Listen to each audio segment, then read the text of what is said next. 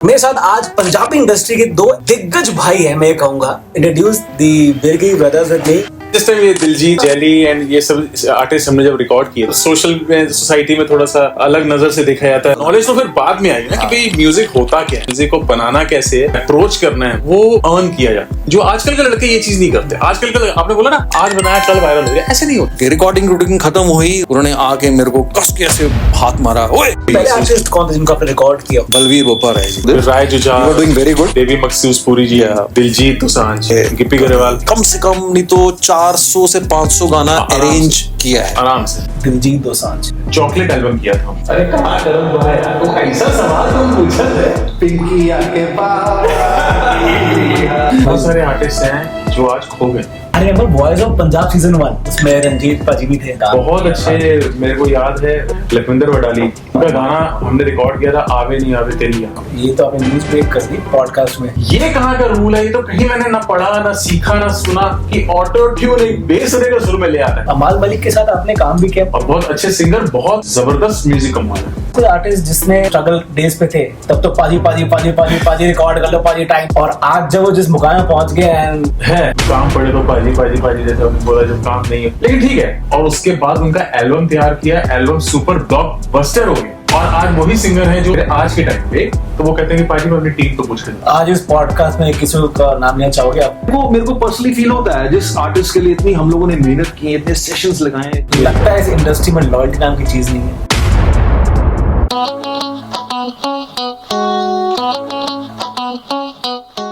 जय हिंद, नमस्कार, सत श्री अकाल। मैं हूं आपका दोस्त, आपका पक्कम पक्का यार RJ Manav and welcome to the next episode of the RJ Manav show. और आज मेरे साथ मेरे पॉडकास्ट में मुझे लगता है मैं बहुत नॉस्टैल्जिया फील कर रहा हूं, क्योंकि जो मेरे मेहमान हैं वो आपको भी थोड़ा नॉस्टैल्जिया हिट जरूर करेंगे। अगर आप हम उम्र है हम तो आई एम श्योर जब आप कॉलेज या स्कूल टाइम पे थे तो आपने इनके गाने जरूर सुने होंगे और इनके गाने पे जरूर झूमे होंगे। मेरे साथ आज पंजाबी इंडस्ट्री के दो ऐसे दिग्गज भाई हैं, मैं कहूंगा, जिन्होंने ना सिर्फ ट्रेडिशनल पंजाबी म्यूजिक को बढ़ावा दिया लेकिन अपनी नई बीट्स उसमें डाल के बहुत सारे नए म्यूजिक डायरेक्टर्स को एक नई विजन दी कि गाने कुछ इस तरीके से भी कंपोज किए जा सकते हैं। ये कुछ नई बीट्स है, इनको यूज करके भी बेहतरीन म्यूजिक दिया जा सकता है। मैं ऑनर फील करता हूं इस समय मेरे साथ वो दो भाई हैं जिन्होंने आज के बड़े बड़े सुपरस्टार्स का काम किया है जब वो इनिशियल डेज पे शायद स्ट्रगल कर रहे थे। अगर बात करूं इनके सुपर हिट सॉन्ग्स की तो आप भी थोड़ा नॉस्टैल्जिया फील जरूर करोगे। सॉन्ग्स लाइक इको तेरा लक वर्गा बाय जेली, दिल नू तेरे ना किन्ना प्यार है, दिलजीत पाजी का ये गाना कैसे भूल सकते हो आप, है ना। बाबे दी फुल कृपा, खिड़की खड़खड़ कर दी है, आवे नहीं तेरी याद, माइया और निंजा का हस्दी दिसे, ऐसे बहुत सारे गानों के कंपोजर्स। और आज की डेट में one of the most amazing studio के मालिक, और मुझे लगता है बहुत सारा अमेजिंग काम करते हुए मेरे साथ। It's proud me to introduce the बिरगी ब्रदर्स विद मी। पवनीत पाजी मेरे साथ हैं, मैंडी पाजी मेरे साथ हैं। कैसे हैं आप? बहुत बढ़िया मानव, आप बताएं। मैं बिल्कुल ठीक हूँ and I was really excited जब मुझे मौका मिला कि चलो यार पवनीत पाजी से बात हुई। पाजी बोलते हैं yes Manav, let's do the podcast. हम वैसे पॉडकास्ट करते नहीं है, इंटरव्यू बहुत करते हैं, हम सब हम कंपोज करने में बिलीव करते हैं, काम करने में बिलीव करते हैं। बट मैंने कहा पाजी मेरे जैसे बहुत सारे ऐसे आपके फैंस हैं जो कि जानना चाहते हैं आपके बारे में, आपकी जर्नी के बारे में एंड बहुत सारी वो बातें, क्योंकि आई नो आपने उन सुपरस्टार्स के साथ काम किया है। मैं सुपरस्टार्स कहूँगा कि आज एक अलग मुकाम है जिन्होंने अपने स्टार्टिंग डेज आपके साथ रिकॉर्डिंग स्टूडियो में निभाए हैं। नेम्स लाइक दिलजीत, रंजीत बाबा पाजी, है ना। सो इन सब की बात करेंगे लेकिन शुरुआत करते हैं आप दोनों से। थोड़ा बचपन की तरफ जाते हैं। पहले तो बता दूं कि पवनीत पाजी बड़े हैं, है ना, और मैंडी पाजी छोटे हैं, राइट? हाँ जी कितना डिफरेंस है? आई थिंक 8 साल का फर्क है। पाजी is 8 years older than me। लगते बिल्कुल नहीं आप दोनों के लिए। ये तो इनकी फिटनेस का राज है जी। और क्या? अच्छा, मेरे फिटनेस से चलो मैं एक चीज याद है, मैंने ना एक because I was following you, तो मैंने बीच में इंस्टाग्राम पे देखा था पाजी के, आप बहुत ही बीच में बहुत हैवी हो गए थे। मैं एक ये बात है अराउंड 2006-2007 की एंड मेरा वेट था 111 किलो। भाई बस मतलब टू फैटी। Okay. और जिस टाइम ये दिलजीत Yes, yes, yes, और हाँ। जेली एंड ये सब आर्टिस्ट हमने जब रिकॉर्ड किए थे उस टाइम काफी था। तो थोड़ा सा पर्सनैलिटी को लेके थोड़ा सा होता ही है, मतलब सोशल में सोसाइटी में थोड़ा सा तो अलग नजर से देखा जाता है। बेस लाइन कहाँ तक पहुंच गई थी उस समय? अरे मेरे ख्याल 40 के आसपास होगी, 40 के आसपास। 38-40 के आसपास होगी उस समय। और अब वापस 32? अभी हाँ, नाउ इट्स 32 एंड मैंने काफी फिर मेरे को तकरीबन 9 साल हो गए जिम करते हुए। अच्छा। तो जिम कर करके बॉडी फिट कर करके now I am quite okay and balance diet and सब कुछ जो है, तो ये भी एक नॉलेज है मेरे को। तो आपको मतलब बताने में खुशी हो रही है कि म्यूजिक तो हमारा जो हमने म्यूजिक की नॉलेज ली और म्यूजिक को प्रोफेशन बनाया जी, बट फिटनेस भी एक बहुत अच्छी नॉलेज, बहुत डीप नॉलेज है। Yes yes. ये भी अकेले का काम नहीं है, ये भी मेरे को भी किसी ने सिखाया, किसी ने बताया, तब जाके इस गोल को मैं अचीव कर और इनकी बहुत तैयारी है। मानो मैं आपको बताऊं, इनको प्रोटीन का इतना नॉलेज है, सप्लीमेंट्स का इतना नॉलेज है, फिटनेस का इतना नॉलेज है। Nice. मतलब आप जिम कभी इनके साथ लगाओगे ना सर, तो आपको लगेगा यार कितना कितना नॉलेज है इनको जिम का, म्यूजिक के साथ साथ जिमिंग। सोचो आप क्या कॉम्बिनेशन है। मुझे जो चढ़ा था कि चलो जिम जाएंगे, मैं रेगुलर नहीं हो पा रहा हूँ, but I am sure with your story मेरे को लगता है अपने अब तो इट्स हाई टाइम कि मुझे आई शुड। नहीं, बिल्कुल जाना चाहिए। फिटनेस तो जरूरी है हर इंसान के लिए। बिल्कुल सही। जिम पर भी आएंगे हम, इसकी पूरी डीप स्टडी करेंगे, बात करेंगे। लेकिन बात करें बचपन की बात करें, हाँ, बचपन की बात करें, मैंडी पाजी और आपकी बात करें, खास थोड़ी फैमिली की बात करते हैं। हमेशा से म्यूजिक में ही था इंटरेस्ट आपका? फैमिली में कौन कौन है? हाँ, बताइए मुझे। देखिए फैमिली वैसे वी बिलोंग टू कानपुर। अच्छा। यूपी में इंडस्ट्रियल एरिया है बेसिकली कानपुर, हाँ जी, हाँ जी। एंड काफी मशहूर सिटी है। Yes yes. And family background हमारा ऐसा है कि हमारे फैमिली में म्यूजिक का एम भी नहीं मालूम किसी को। करेक्ट। Okay. बिजनेस फैमिली, तो फैक्ट्रीज वगैरह ऑपरेट करना, ये सब हम लोग का वहाँ पे फादर जो सारे ज्वाइंट फैमिली है, तो एंड काफी पुरानी हम लोग की आज भी वहाँ पे शॉप है, पंजाब टायर्स, जो हमारे कानपुर में जितनी फैमिलीज हैं, फ्रेंड्स हैं, सो वी आर हमारी बहुत अच्छी गुडविल है वहाँ पे। पंजाब टायर्स हमारी Punjab tyre. Punjab tyres Punjab tyre तो वैसे बड़ा फेमस है। या वही पंजाब टायर सही है। वही चलता आ रहा है जनरेशन टू जनरेशन। या सो कानपुर सिटी में ये एक हमारी बहुत 50-60 साल पुरानी एक फर्म है जो ट्रेडिंग रिट्रेडिंग करते थे। बस वो फैमिली बिजनेस था, family म्यूजिक business। का तो खैर नामो निशान नहीं था। हाँ, लेकिन एक कहते हैं ना कि कीड़ा, वो कीड़ा हम दोनों भाइयों में कहाँ से आया मुझे नहीं मालूम। वो क्रिएटिव आर्टिस्ट के साथ ना एक वो कीड़ा तो रहता मैं बताता हूँ, मुझे एक बहुत अच्छा एक याद आ गया। हाँ जी। एक्चुअली जब हम छोटे थे ना, लाइक ये स्कूल टाइम में थे, तो मैं तो ऑब्वियसली इनसे बहुत यंग हूँ, तो आई थिंक मैं 3rd-4th स्टैंडर्ड में रहूंगा, ये 9th-10th स्टैंडर्ड में थे। तो इनको सिंगिंग का बहुत शौक था, ये घर में भी सिंगिंग करना, ये रूम में बंद हो जाते थे 3-3 घंटे पार्टिसिपेट करना। आपको पता है 3-3 4-4 घंटे मेरे को याद है, ये रूम में बंद हो जाते थे, रियाज करते रहते अपना सिंगिंग, हारमोनियम लेके। अच्छा। हाँ, तो अच्छा मजे की बात है कि सर ये गॉड गिफ्ट है हमारे अंदर, like music is in a blood.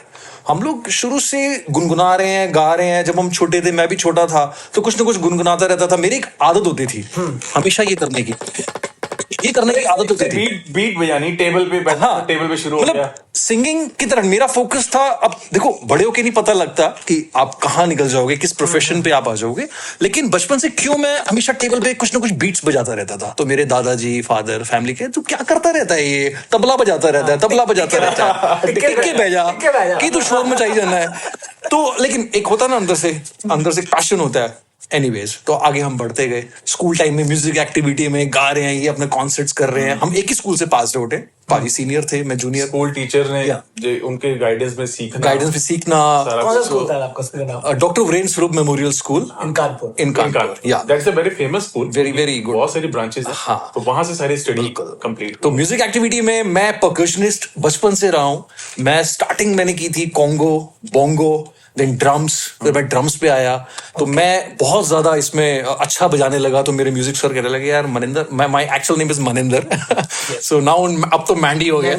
या सो मैं फिर बजाता था ड्रम्स, उनसे बहुत सर को अच्छा लगता था। तो पाजी का अपना ग्रुप होता था, सीनियर स्किन के अपने यार सारे फ्रेंड्स, ये लोग अपना मस्ती करते थे कॉन्सर्ट्स में। इन्होंने सिंगर यही होते थे हमारे पूरे स्कूल के। I'm sure. और यही गाते थे उस टाइम के जो हिंदी गाने पॉपुलर होते थे. Paaji used to sing very good. Then I used to play bongo behind him. मैं बोंगो बजाता होता था इनके पीछे, है ना, जब छोटा था. मुझे याद है मैंडी की इस बात से छोटा सा किस्सा. I think I was in class 9th मेरे ख्याल. तो जब मैंने टीचर्स डे वाले दिन तो मैंने अपनी मतलब सबसे पहला सॉन्ग वहां पे, लाइफ का पहला सॉन्ग वहां पे गाया था. तो टीचर्स ने, स्पेशली लड़कियों ने, बहुत अप्रिशिएट किया था. उस टाइम क्रेजी थे सब. तो वो मोहम्मद रफी साहब का गाना था, चांद मेरा दिल चांदनी I remember. हो तुम, बहुत अच्छा गाया था.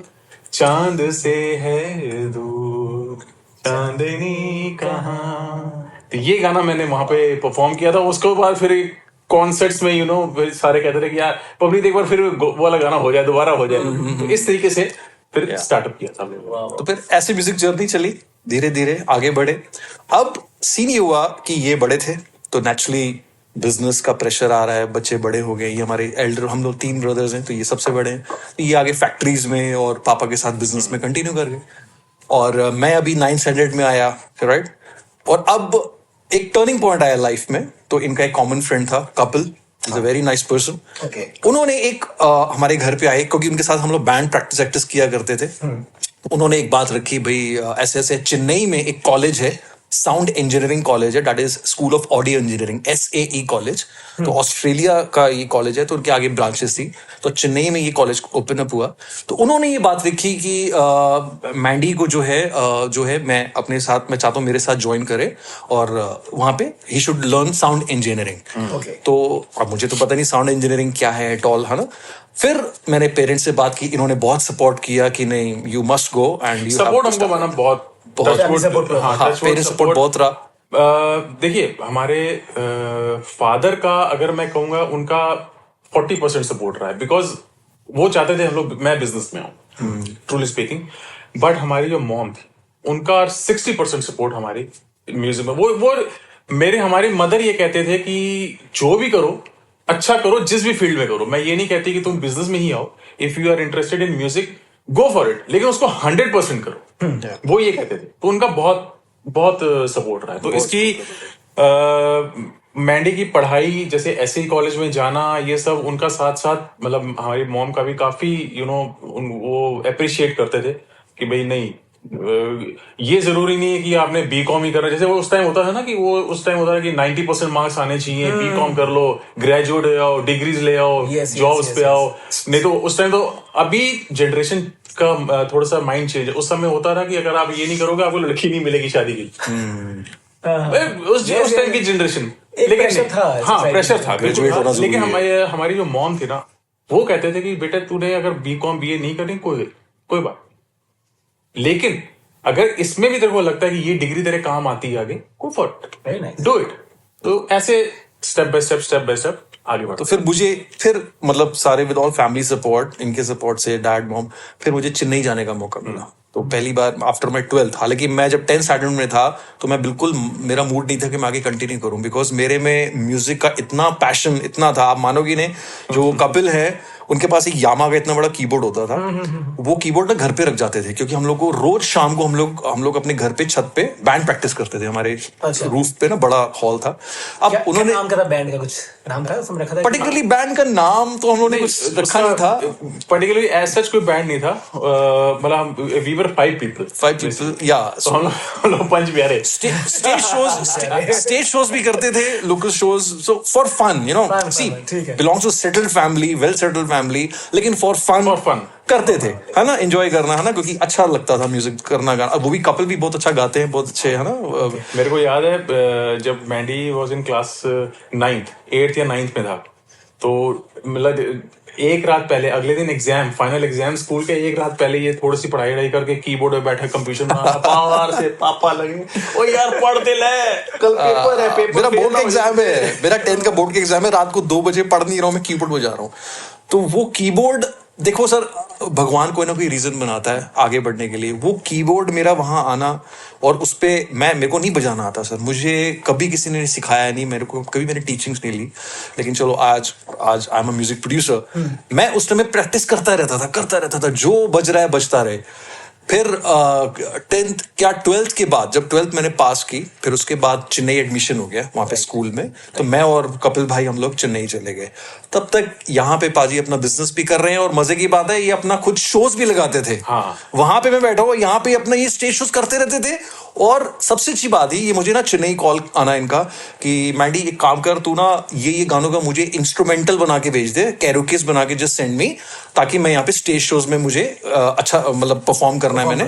और मैं चेन्नई में अपनी पढ़ाई भी कर रहा हूँ और साथ में ये भी कर रहा हूँ कि कुछ इंस्ट्रूमेंटल कैरोकेस बना के भेजो। उस टाइम एक्चुअली डांडिया का बहुत जबरदस्त वो चला था, एक जो गरबाज होते हैं उसका बहुत अच्छा। गरबाज तो मतलब यूपी, बिहार, राजस्थान, गुजरात, इवन महाराष्ट्र में बहुत है। बहुत पंजाब में तो अब धीरे कल्चर शुरू हो रहा है। उस टाइम बहुत था। तो वो गरबाज के ट्रैक्स प्रिपेयर करने, एंड मेरे को अच्छी तरह से याद है पंजाबी में दलेर मेहंदी जी का, सुखबीर जी का, ये उस टाइम जो गाने चले थे, जैसे पंजाबी मुंडे पाओ पंगड़ा, ये इस टाइप के जो गाने, उनके हम कैरोकेस तैयार करके वो परफॉर्म करते थे। मतलब इंस्ट्रूमेंट्स के साथ पूरा वो होता था, और कैरोकेस भी होते थे हमारे पास।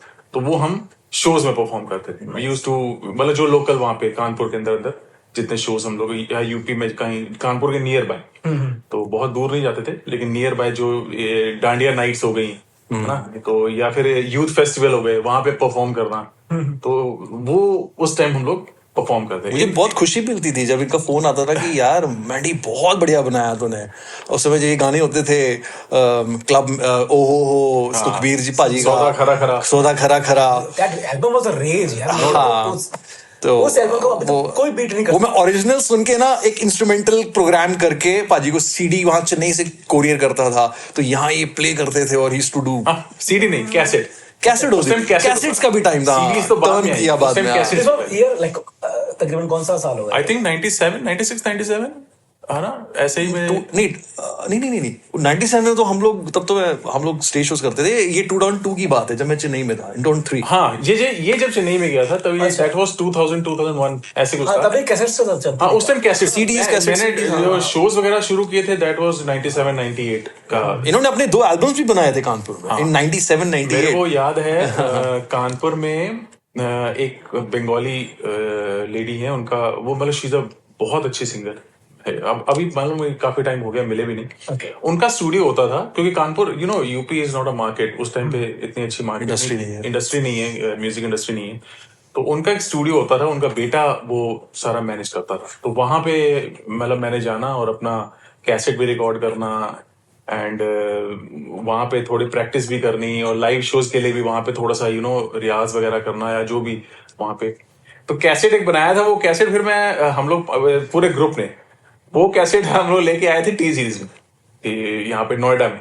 भाई किस तरह रिलीज हो गया, वो रिलीज किया, उन्होंने रिजेक्ट ही हो गया, क्योंकि एक्चुअली क्वालिटी उस टाइम तो क्वालिटी हम लोग को इतना वो जितनी समझ थी, जैसे जितने एफर्ट्स ले सकते थे वही होता था। नॉलेज तो फिर बाद में आई ना कि भाई म्यूजिक होता क्या है, आफ्टर ऑल म्यूजिक की डेफिनेशन क्या है, म्यूजिक को बनाना कैसे है, उसको कैसे अप्रोच करना है हमने, वो बाद में समझ में आया। उस टाइम फन में के लिए करते थे, मजाक मस्ती। मेरे ख्याल से वो रिजेक्शन बहुत जरूरी था कि ये समझ में आया कि it's a very serious thing. Rejection साधना चाहिए, इसमें परिश्रम चाहिए, बहुत मेहनत करनी पड़नी है। यस, रिजेक्शंस बहुत जरूरी, फेलियर आना बहुत जरूरी है। फेलियर आना बहुत जरूरी। Why I want to discuss about this thing, क्योंकि आज के टाइम में मुझे लगता है जो आज की जनरेशन स्पेशली जो भी म्यूजिक बना रहे बच्चे, जो नए हैं जो भी शायद 18-19 साल के, उनमें पेशेंस नहीं है। दे वांट कि भाई आज गाना बनाया, कल के कल ये वायरल होना ही चाहिए। बिल्कुल आप ठीक कह रहे हो, बल्कि जबकि ये गलत है, ये ऐसा होना नहीं चाहिए। देखिए पता क्या है, वायरल तो कुछ भी हो सकता है। मैं कहता हूँ हमने YouTube पे ऐसी भी चीजें देखी, आजकल तो चलो YouTube का जमाना है, डिजिटल है, कि बंदा खाना खा रहा है वही वायरल हो गया। हाँ, तो म्यूजिक आपने बिल्कुल, मैं कल की बात है शायद, कल मैं रील्स देख रहा, वो शॉर्ट्स देख रहा था YouTube पे कुछ, तो शॉर्ट्स देखते देखते आजकल कुछ वो लाइव चैनल्स होते हैं। हाँ, तो there was a live channel, वो आ गया गलती सामने, मैंने कुछ बंदा बोलेगा, कुछ नहीं, वहां पे ना एक वो लगा हुआ था, वो स्कैनर लगा हुआ था, और वो पढ़ रहा था कि एक्टिंग करता लिखा हुआ था, और उसमें लिखा हुआ था सपोर्ट फॉर माई एजुकेशन। बंदा पढ़ रहा है, मैंने भी कुछ बोलेगा शायद, कुछ होगा, बस लिख रहा है। मतलब actually, and there are people, लाखों लोग उसको देख रहे हैं लाइव। हाँ, देख रहे हैं। हम लाइक यार, बंदा अगर पढ़ाई कर रहा है तो पढ़ाई करने तो उसको क्या, but music is something different. Music, आपने बिल्कुल ठीक बात बोली, म्यूजिक एक साधना है। उसको पता क्या है, वो वो अर्न किया जाता है। Yes. वो मिलता नहीं है, ऐसे नहीं होता, वो that has to be earn. वक्त लगता है सर, वक्त लगता है, बहुत वक्त लगता वक्त लगता है। मेरे को याद है, मैं आपको एक छोटा सा एग्जांपल देता हूँ। उस टाइम पे ना, हमारे टाइम पे एक फिल्म आई होगी, शायद आपको याद होगा, रोजा। एंड रोजा के सारे गाने A.R. रहमान साहब ने, एंड रहमान साहब वाज आई थिंक 17-18 years है ना? old. Yeah, he was so 17 young. or 18 years old. Hardly when he composed Rosa. हमने जब गाने सुने, हमें ये नहीं मालूम था कि किसने किए, क्योंकि क्रेडिट्स नहीं मालूम था कि म्यूजिक किसका, तो बाद में मालूम चला। ये जब चेन्नई गया, इसने मेरे को बताया, ऐसी जो पता चलता है रहमान साहब क्या है, मतलब म्यूजिक साधना कैसी होती है, क्रिएटिविटी क्या चीज है, कि उनके बेडरूम तक में कीबोर्ड रखा है। अगर वो कुछ लेटे हुए हैं, कुछ सोच रहे हैं और उनके माइंड में कोई कंपोजिशन आ गई, उन्होंने फटाफट रिकॉर्ड कर ले। जो आजकल के लड़के ये चीज नहीं करते। आजकल के आपने बोला ना, आज बनाया कल वायरल हो गया, ऐसे नहीं होता है। ऐसा नहीं होता है। म्यूजिक, आप इसको मजाक मत समझो। Music is not a game. आजकल तो गेम हो गया। एक्चुअली टूल्स का सपोर्ट मिल गया ना, टूल्स का सपोर्ट मिल गया, एआई का सपोर्ट मिल गया कि चलो बीट बनी बनाइए, डाल दो लिरिक्स, कुछ भी आप 4 लाइनें लिख दो, थोड़ा सा मेलोडी डाल दो, गाना डाल दो। वो जो साधना, वो जो तपस्या कह लो या क्रिएटिविटी कह लो, जब एक 17 साल का बच्चा A.R. रहमान साहब 17 years old, 18 years old, जब वो बना के, और सुपर ब्लॉकबस्टर रोजा, क्या म्यूजिक, क्या म्यूजिक, मेहनत थी। तो ये चीज जो है ना, ये अर्न करनी। ये चीज। तो फिर उसके आगे आपने बताया रिजेक्शन की बात की कि रिजेक्शन हुआ, वो सिलेक्ट नहीं हुई थी। हाँ, एल्बम सिलेक्ट उसके आगे की बात बताते हैं। बस एल्बम सिलेक्ट नहीं हुआ, दिल टूट गया। ठीक है जी। उसके बाद 1-2 कंपनीज दिल्ली में, मुंबई तक तो हमारी रेंज ही नहीं थी, दिल्ली में 1-2 कंपनीज और हम लोग धक्के खाए, स्ट्रगलिंग डेज। तो इन द मीनवाइल इसकी स्टडीज कंप्लीट हुई, and he started his internship in Delhi. हाँ, दिल्ली में मैंने इंटर्न शुरू किया हाँ। From Kshitij studio. Mister Akash Gupta, my favourite person, बहुत इंटेलिजेंट पर्सन है मिस्टर आकाश गुप्ता, मैं उनको भूल नहीं सकता। बहुत सिखाया उन्होंने, बहुत सिखाया। कोई अपने स्टूडियो में फ्री में नहीं रखता, सो एवरीबडी चार्जेस कि हाँ ठीक है, इतना टाइम अगर तुम सीखोगे हम पैसा लेंगे। आजकल चलता है ऐसे बट सर ने मुझे 20 दिन, ऑलमोस्ट महीना अपने पास रखा और उन्होंने मुझे बहुत सिखाया। तो वहां मेरी इंटर्न्स थी, टेक्निकलिटीज सीख रहा था, what is routing, what is mixer console, ये वो है ना चीजें। फिर उसके बाद अच्छा मजे की बात है कि कभी भी नहीं सोचा था कि we both will come into this profession as a music director, music composer, we never thought of.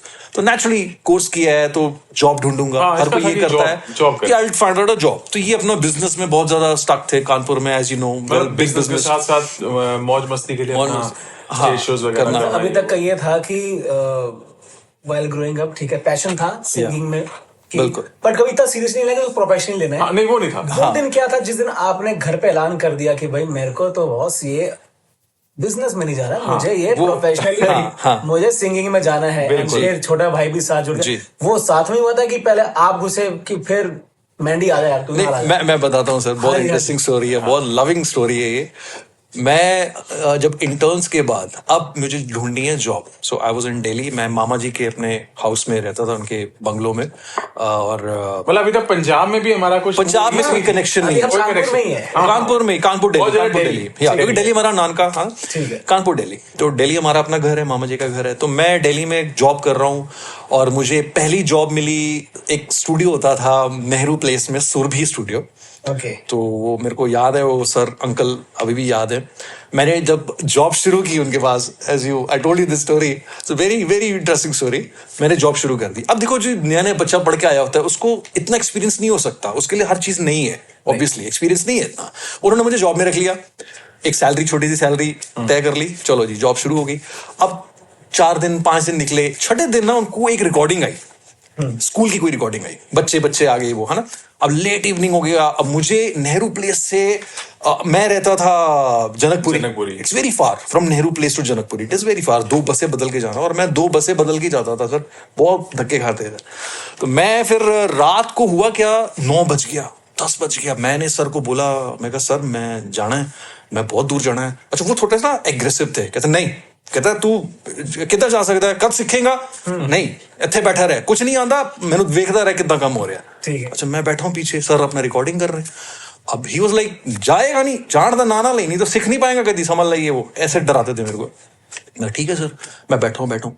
अब बज के 12, अब रिकॉर्डिंग चल रही है 2-3 बजे तक, ठीक है। स्कूल की कोई रिकॉर्डिंग, अगले दिन फंक्शन है स्कूल का, तो उनको करना था सेशन। अब मुझे 12 बजे कोई काम है नहीं, मुझे बहुत तेज नींद आनी शुरू हो गई। मुझे पता मुझे जाने देंगे नहीं। उनकी ना छत पे एक मंजा सा था, मैं ऊपर जाके सो गया। 12 बजे जाके सो गया। अब मुझे नहीं पता मेरी कब आंख लग गई, मैं लेट गया ऊपर जाके। रिकॉर्डिंग खत्म हुई, रात को 3 बजे कहीं ऊपर आए, उन्होंने आके मेरे को कस के ऐसे हाथ मारा, ओए तेरे शर्म नहीं आती, मैं काम कर रहे हैं, तू एम्प्लॉई है मेरा, तू इतने आगे सो गया है। तो मैं कहा सर सॉरी सर। कहता चल तू सवेरे होगी, जा हूं, तू चला जा कर जा। मैं घर चला गया। वो एज यूजुअल 11 बजे फिर बस पकड़ के इतना तैयार हो के जब मैं वापस आया, उन्होंने मेरे को निकाल दिया नौकरी से। कहते सॉरी काका, तेरे तो नहीं होना, तू नहीं कर पाएगा। उस समय my age was hardly I think 19, I was 19 years old that time. नया पढ़ के आया था। मैं कहा सर की हो गया? कहते नहीं तेरे से नहीं होगा, तू कुछ नहीं कर पाएगा लाइफ में अपनी, छोड़ तू जा, ले तेरा हिसाब पकड़, तू जा। सर आप मानोगे नहीं, मैं इतना खुश मैं खुश। जॉब किसी की जाती है, पूछो क्यों? ये खुश हो गया। पूछो क्यों? मेरे को 900 रुपए मिले उनसे सर से, जो मेरा हिसाब था। मैं 900 रुपए पकड़ के मैं हैरान हो रहा था कि मैंने 900 रुपए मेरे पास आज अकेले अपनी खुद की मेहनत के। I was so happy. मैंने कहा वाओ। मैं उतरा, अच्छा मैं खुद इरिटेट हो गया था, उस सर से इरिटेट हो गया था। तो मैं इतना खुश, मैं भागा, पहले एंजॉय किया, खाया पिया, पैटीज, कोल्ड ड्रिंक, ये वो, पूरी खुद सोलो पार्टी की मैंने अपनी, कोई डिस्टर्बेंस नहीं, खाया पिया। वापस घर आया, ऐसे मैंने घर पे बता दिया कि ऐसे मेरी जॉब चलेगी है। चलो पेरेंट्स ने सबने सपोर्ट किया, कोई गल नहीं, दूसरी जॉब ढूंढ ले। फिर मैंने दूसरी जॉब की सर, मेरे को मिली Thukral studio. And hats off to Thukral studio. Thukral live sound, आपने नाम सुना होगा, दिल्ली की बहुत बड़ी कंपनी है। पॉलिटिशियंस वगैरह की उस पे जितने political parties, weddings, big fat weddings, events, Thukral sound जाता है। Sunny Thukral sir, I really respect him and he is so disciplined, such a dynamic personality. उनसे मैंने बहुत सीखा है। उनके पास मेरे को जॉब मिली, उन्होंने नया स्टूडियो बनाना था, तब डिजिटल स्टूडियो बनाना था। तो मैंने करीब 4-5 महीने वहां पे जॉब की और वहां मैंने बहुत सीखा। अब सर मेन देखो टर्निंग पॉइंट क्या है। Again life is going very smooth, मैं अपना जॉब कर रहा हूँ, पाजी अपना बिजनेस में पूरा लगे हुए हैं टकाटक, कोई कुछ लेना देना नहीं है क्या चल रहा है क्या नहीं चल रहा लाइफ में, हम ठीक है अपने अपने लाइनों में काम कर रहे हैं। फिर वहां से मेरा एक फ्रेंड था दिल्ली में, आदित्य, और वो एक प्रोग्रामर, बहुत आजकल मुंबई में है, बहुत इंटेलिजेंट प्रोग्रामर है। तो उसने अपने सेटअप पे मेरे को एक दिन बुला लिया। वो वैसे ही थुकराल स्टूडियो में कभी रिकॉर्डिंग करने के लिए आए होंगे, मेरी दोस्ती हो गई। उन्होंने बोला कि Mandy come to my studio one day. तो मालवीय नगर में उनका स्टूडियो होता था। तो मैं रात को 8 बजे उनके स्टूडियो चला गया। मेरे में एक सीखने का अंदर बहुत एक जज्बा था ना, तो मैंने घर पे फोन कर दिया मामा जी को अपने कि मामा जी आई विल बी लेट। तो ऐसे कहते कोई बात नहीं बेटा। मैं जब उसके सेटअप पे गया, मैंने देखा सो मेनी मशीनरी, सिंथेसाइजर्स, ये वो, मैं देख के थोड़ा सा ऑब्सेस्ड, बहुत सारा इन्फ्लुएंस हुआ। Of radio, exactly, studio. उन्होंने जब अपना सेटअप दिखाया, सिंथेसाइजर्स पड़े, मिक्सर्स पड़े, मैं कहा इतने सिंथेसाइजर्स, इसका क्या काम है यार? क्योंकि मैं था रिकॉर्डिस्ट को सिंथेसाइजर से कोई लेना देना नहीं होता। Recordist means only recording, that is sound engineering. But जब मैं सिंथेसाइजर्स देख रहा हूं, फिर मन में आया कि यार मैं भी तो एक म्यूजिशियन हूं, मैं भी तो एक परकशनिस्ट हूं, म्यूजिक प्रोड्यूसर हूं, तो ये क्या है? तो वहां से इन्फ्लुएंस होना शुरू हो गया मैं। वो मेरे को उसका एक ऐसा प्रभाव पड़ा, सर आप मानोगे नहीं, the very next day life changed. How life changed, the very next turning point यहां से आया। ये कहते हैं ना, परमात्मा देता है आपको सोच। मैंने पाजी से फोन पे बात की, किसी से बात नहीं की, सीधा इनसे बात की। Can you imagine? ये कनेक्शन हो रहा था। मैंने बोला कि पाजी मैं ऐसे ऐसे होके आया हूं, मैं चाहता हूं हम लोग अपना काम करें।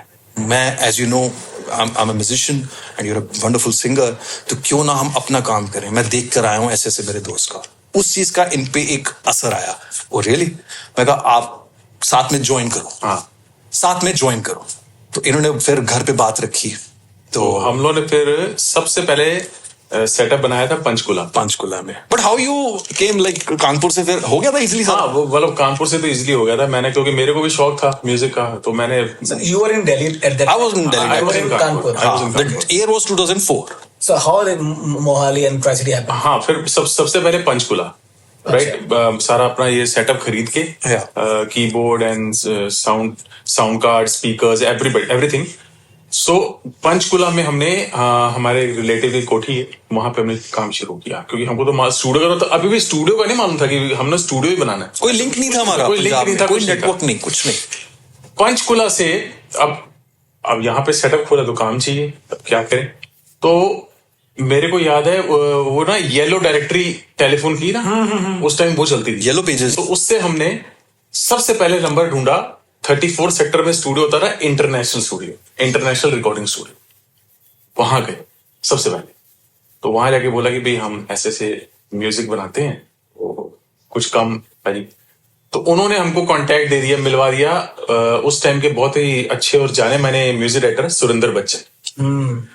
सुरेंद्र बच्चन जी से सबसे पहले मुलाकात हुई, तो हमने उनको बोला कि भाई सुरेंद्र जी ऐसी म्यूजिक वगैरह बनाते हैं।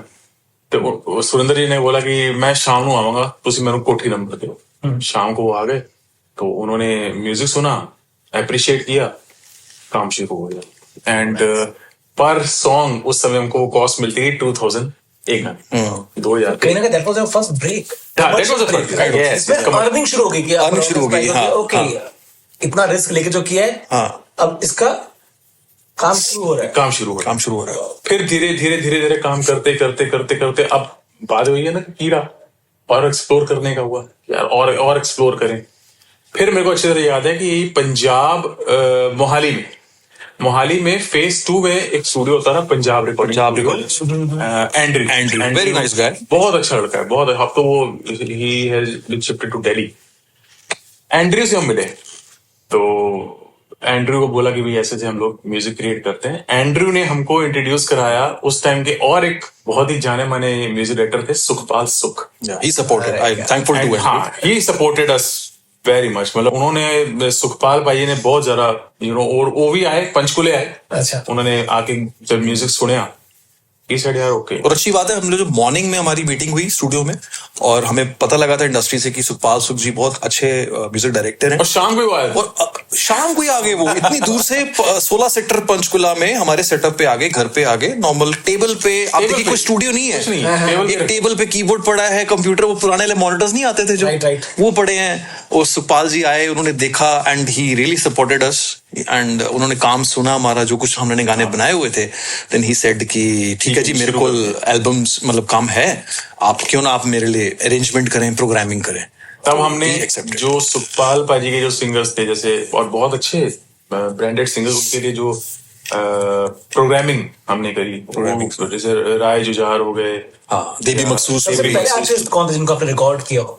सबसे पहले आर्टिस्ट याद आ रहे हैं? जो हमारी कंपोजिशन एज ए कंपोजर, है सर, लाइक जब भले जैसे अब आप अरेंजमेंट एज इन अरेंजमेंट, जब बिजनेस कर ले रहे थे हम लोग, जब कि एक होता है कि आपके स्टूडियो में कोई पहला आर्टिस्ट आया नहीं, वो लाइक अरे यार आज मैं इनको रिकॉर्ड करवा। हाँ, वो बिल्कुल आपने बोला, एज एन अरेंजर सबसे पहले जो हमारे उसमें कोठी में आया था, ही वाज बलवीर बोपाराय। बलवीर बोपाराय जी। बलवीर बोपाराय की वो टेप आई थी जिसमें एक गाना बहुत हिट हुआ था, दिल लेगा। वेशुदाइया गाना हम लोग ने बनाया, वेशुदाइया गाना, हॉस्टल टेप थी, हॉस्टल टेप का नाम था, हॉस्टल। उस टाइम सुखपाल सुख जी, बलवीर बोपाराय, वीडियो डायरेक्टर होते थे रिम्पी प्रिंस, वो और फाइन टच के जो फाइन टोन के जो ओनर, नाम लेके ना पूरा नॉस्टैल्जिया, वो क्या बात है। अरे हम भी उनको देख के ना, वी वर वेरी यार, हमको ना बलवीर बोपाराय का ट्रूली स्पीकिंग उस टाइम नहीं मालूम, वो तो बाद में मालूम चला जब गाना हिट हो गया। तो उस टाइम बलवीर बोपाराय, रिम्पी प्रिंस, वो बिल्कुल वहन बड़ी बड़ी पर्सनालिटी, और राजेंद्र भाजी फाइन टोन सॉरी मैं बार फाइन टच निकला, फाइन टोन के ओनर, वो काफी अच्छी, वेरी गुड पर्सन। तो ये सब वहां पे कोठी में आए। अच्छा, ये हमको नहीं जानते थे, हम इनको नहीं जानते थे, we were all introduced by Sukhpal Sukh. तो सुखपाल भाई ने गाना सुनाया, तो बहुत बढ़िया जी, बहुत बढ़िया। तो वहां से फिर धीरे धीरे हमारा स्टार्टअप हो गया। फिर कई सिंगर्स हमने सुखपाल भाई के म्यूजिक डायरेक्शन के अंदर भी ऐसा प्रोग्राम, टीम चाहिए होती है ना एक म्यूजिक डायरेक्टर को, so we were the team of Sukhpal Sukh, and I really feel proud for this. Rai Jujhar, we were doing very good, Devi Makhsoos Puri ji, Diljit Dosanjh, and बहुत सारे, गिप्पी गरेवाल। मुझे लगता है सर, अरेंजमेंट में हम लोगों ने कम से कम नहीं तो 400 से 500 गाना अरेंज किया है आराम से in 2-3 years में, for that music director, and he was in boom that time. Sukhpal सुख फॉर सुखपाल जी एंड बहुत काम किया हम लोगों ने साथ में एंड उन्होंने बहुत बिजनेस किया हमारे साथ, तो I am really thankful to him. हम लोग उस टाइम में हम लोग को बिजनेस चाहिए था, उन्होंने हमारे साथ किया। बहुत अच्छे इंसान, या हम्बल, बहुत Very हम्बल, humble, बहुत गुड लाइकिंग पर्सन। दिस कि ऑब्वियसली आज आप दोनों का इतना मुकाम है, the whole industry knows you, world wide आपके गाने हिट हुए हैं, and still you are so humble and thanking each and everyone जिन्होंने वो पीजी वाले अंकल, उनके सबको सबके नाम से ना थैंक्स कर रहे कि यार उनके वजह से ये हुआ। So this is very rare quality. मुझे लगता है बहुत सारे स्टार्स ऐसे हैं आज, स्टार्स को या सिंगर्स को या कुछ भी एक्टर्स, कोई भी, जो एक मुकाम पे आने के बाद ना वो सीढ़ी भूल जाते हैं जो पहली सीढ़ी थी उनकी। तो मुझे ये बात बहुत अच्छी लगी कि आपने वो जो पहली सीढ़ी है, जो बुनियाद है, वो नहीं बोले, and you know you giving respect, regards and remembering कि यार ये वो लोग रहे हैं जो कि हमारे करियर की शुरुआत में हमारे साथ थे एंड जिनकी वजह से हम ये आगे बढ़ पाए। जरूरी है। देखिए पता क्या है, आदमी, मैं ये मानता हूँ, मेरा पर्सनली ये मानना है कि भाई आदमी जितना भी बड़ा हो जाए, जिस मुकाम पे पहुंचे, वो जो पहली सीढ़ी जैसे आपने बोला, उस चीज को भूलना नहीं चाहिए। अगर वो उस चीज को याद रखेगा ना, तो हमेशा निमाणापन जो जिसे बिल्कुल, कहते हैं, बिल्कुल। हमेशा उसमें रहेगा। अगर उस चीज को भूल जाएगा, फिर तो पता नहीं कहां से कहां पहुंच जिनसे आपने सीखा होता है ना sir, you should be always thankful to you should be thankful. जिनसे सीखा है, जिनसे पहला काम किया है, यू शुड बी थैंकफुल। जिन्होंने सपोर्ट किया, जिन्होंने हेल्प की है। And if I can ask this, क्योंकि मैं जानता हूँ आपने बहुत सारे आर्टिस्ट के साथ काम किए जो आज एक बहुत अच्छे से मुकाम पे हैं। जी। थोड़ा सा इनिशियल डेज की बात करते हैं। बहुत सारे आर्टिस्ट हैं, लेकिन कभी आपको लगता है ऐसे कोई आर्टिस्ट जिसने जब शुरुआत में, जब वो स्ट्रगल डेज पे थे, तब तो पाजी पाजी पाजी पाजी पाजी रिकॉर्ड कर लो, पाजी टाइम दे दो, पाजी में आना गाना गाना, और आज जब वो जिस मुकाम में पहुंच गए एंड है मुड़ के नहीं देखते पीछे कि भाई हाँ। ये भी पाजी थे, इन्होंने मुझे चांस दिया था। होता है। देखिए सर, ये ना एक नेचर है, ये मैन टू मैन, हर बंदे का अपना एक नेचर होता है, अपना एक बिहेवियर होता है। हम लोगों का काम है अच्छा काम करना, क्रिएटिविटी है, हम लोग को क्रिएट करना है, अच्छी चीजें क्रिएट करनी है, अच्छा सर्कल में बैठना है, सराउंडिंग्स हमारी पॉजिटिव होनी चाहिए। तो जो बैठेगा वो उसके लिए फायदा है, जो निकल जाएगा वो फिर आगे वो पर ये होना नहीं चाहिए। मतलब जैसे, क्योंकि हम अपने काम पे, जैसे म्यूजिक, जैसे आपने स्टार्टिंग बताया कि म्यूजिक एक साधन है, साधन सिर्फ हमारे लिए नहीं है, सबके लिए, चाहे वो हम म्यूजिक कंपोजर्स हैं, चाहे वो सिंगर्स हैं, ठीक है। तो ये नहीं होना चाहिए कि जब काम पड़े तो पाजी पाजी पाजी, जैसे हमने बोला, जब काम नहीं है तो। लेकिन ठीक है, मैन इज ऑल्सो राइट कि अपना अपना मैन टू मैन। लगता है इस इंडस्ट्री में लॉयल्टी नाम की चीज नहीं है। ठीक है, देखिए 100% तो नहीं कह सकता मैं, लेकिन है, अच्छे ऐसा लोग है, बहुत है, लॉयल भी कुछ बहुत है, लॉयल भी है, लेकिन 80% तो ऐसे ही है। ऐसे ही है, फायदा हो गया तो भूल जाते हैं, टाटा बाय बाय होती है। ऐसे भी सिंगर हैं, ऐसे भी सिंगर हैं, मतलब रब माफ करे, जिनको बिल्डअप, जिनका स्टार्टअप हमने किया, पुश नहीं, उनको तो बनाया। पुश तो वो होगा नहीं, बने बने। यस, पुश तो वो हो जो बने बने हैं, हमने उनको बनाया कैसे? मैं ये नहीं कह रहा कि मैं उनको कहीं घर में जाके रोटी नहीं खिलाई, वो उन्होंने हमको अप्रोच किया कि पाजी मेरे को गाना नहीं आता, उनके लिए मेहनत की, मेरे को गाना नहीं आता, उनको सिखाया, उनको म्यूजिक सिखाया, गाना गाइडेंस दिया, और उसके बाद उनका एल्बम तैयार किया, एल्बम सुपर ब्लॉकबस्टर हो गया। और आज वही सिंगर हैं जो हमको कहते हैं, अगर हम उनको अप्रोच करें आज के टाइम पे, तो वो कहते हैं कि पाजी मैं अपनी टीम को पूछ के दस। हाँ, ये थोड़ा सा दिल को चुभता है। व्हाट इज टीम भाई? अगर हम आज बात करें व्हाट इज टीम, देखिए हमारे लिए हमारी टीम क्या है? पहले क्या थी? सुखपाल, वो हमारी टीम थी, जिन्होंने हमारे से काम स्टार्ट किया, जिन्होंने हमको काम दिया। रादर मैं यही कहूंगा, आज टीम क्या है तुम्हारी ना? नए लड़के भी अच्छा काम कर रहे हैं, कुछ है जो बहुत अच्छा काम कर रहे हैं, लेकिन जिनको एक्सपीरियंस है, जिनसे तुमने स्टार्टअप लिया, जिन्होंने तुमको सिखाया, ये तो वो बात हो गई। मैं अक्सर कहता हूं कि बच्चा बड़ा हुआ अपने बाप को ही कह देगा यार तुम्हें, you are not my team, you are not my family, तो ये गलत है। आपने किया ही क्या मेरे लिए, आपने किया क्या मेरे लिए, यहां तक सुनने को हमको मिला, तो ठीक है।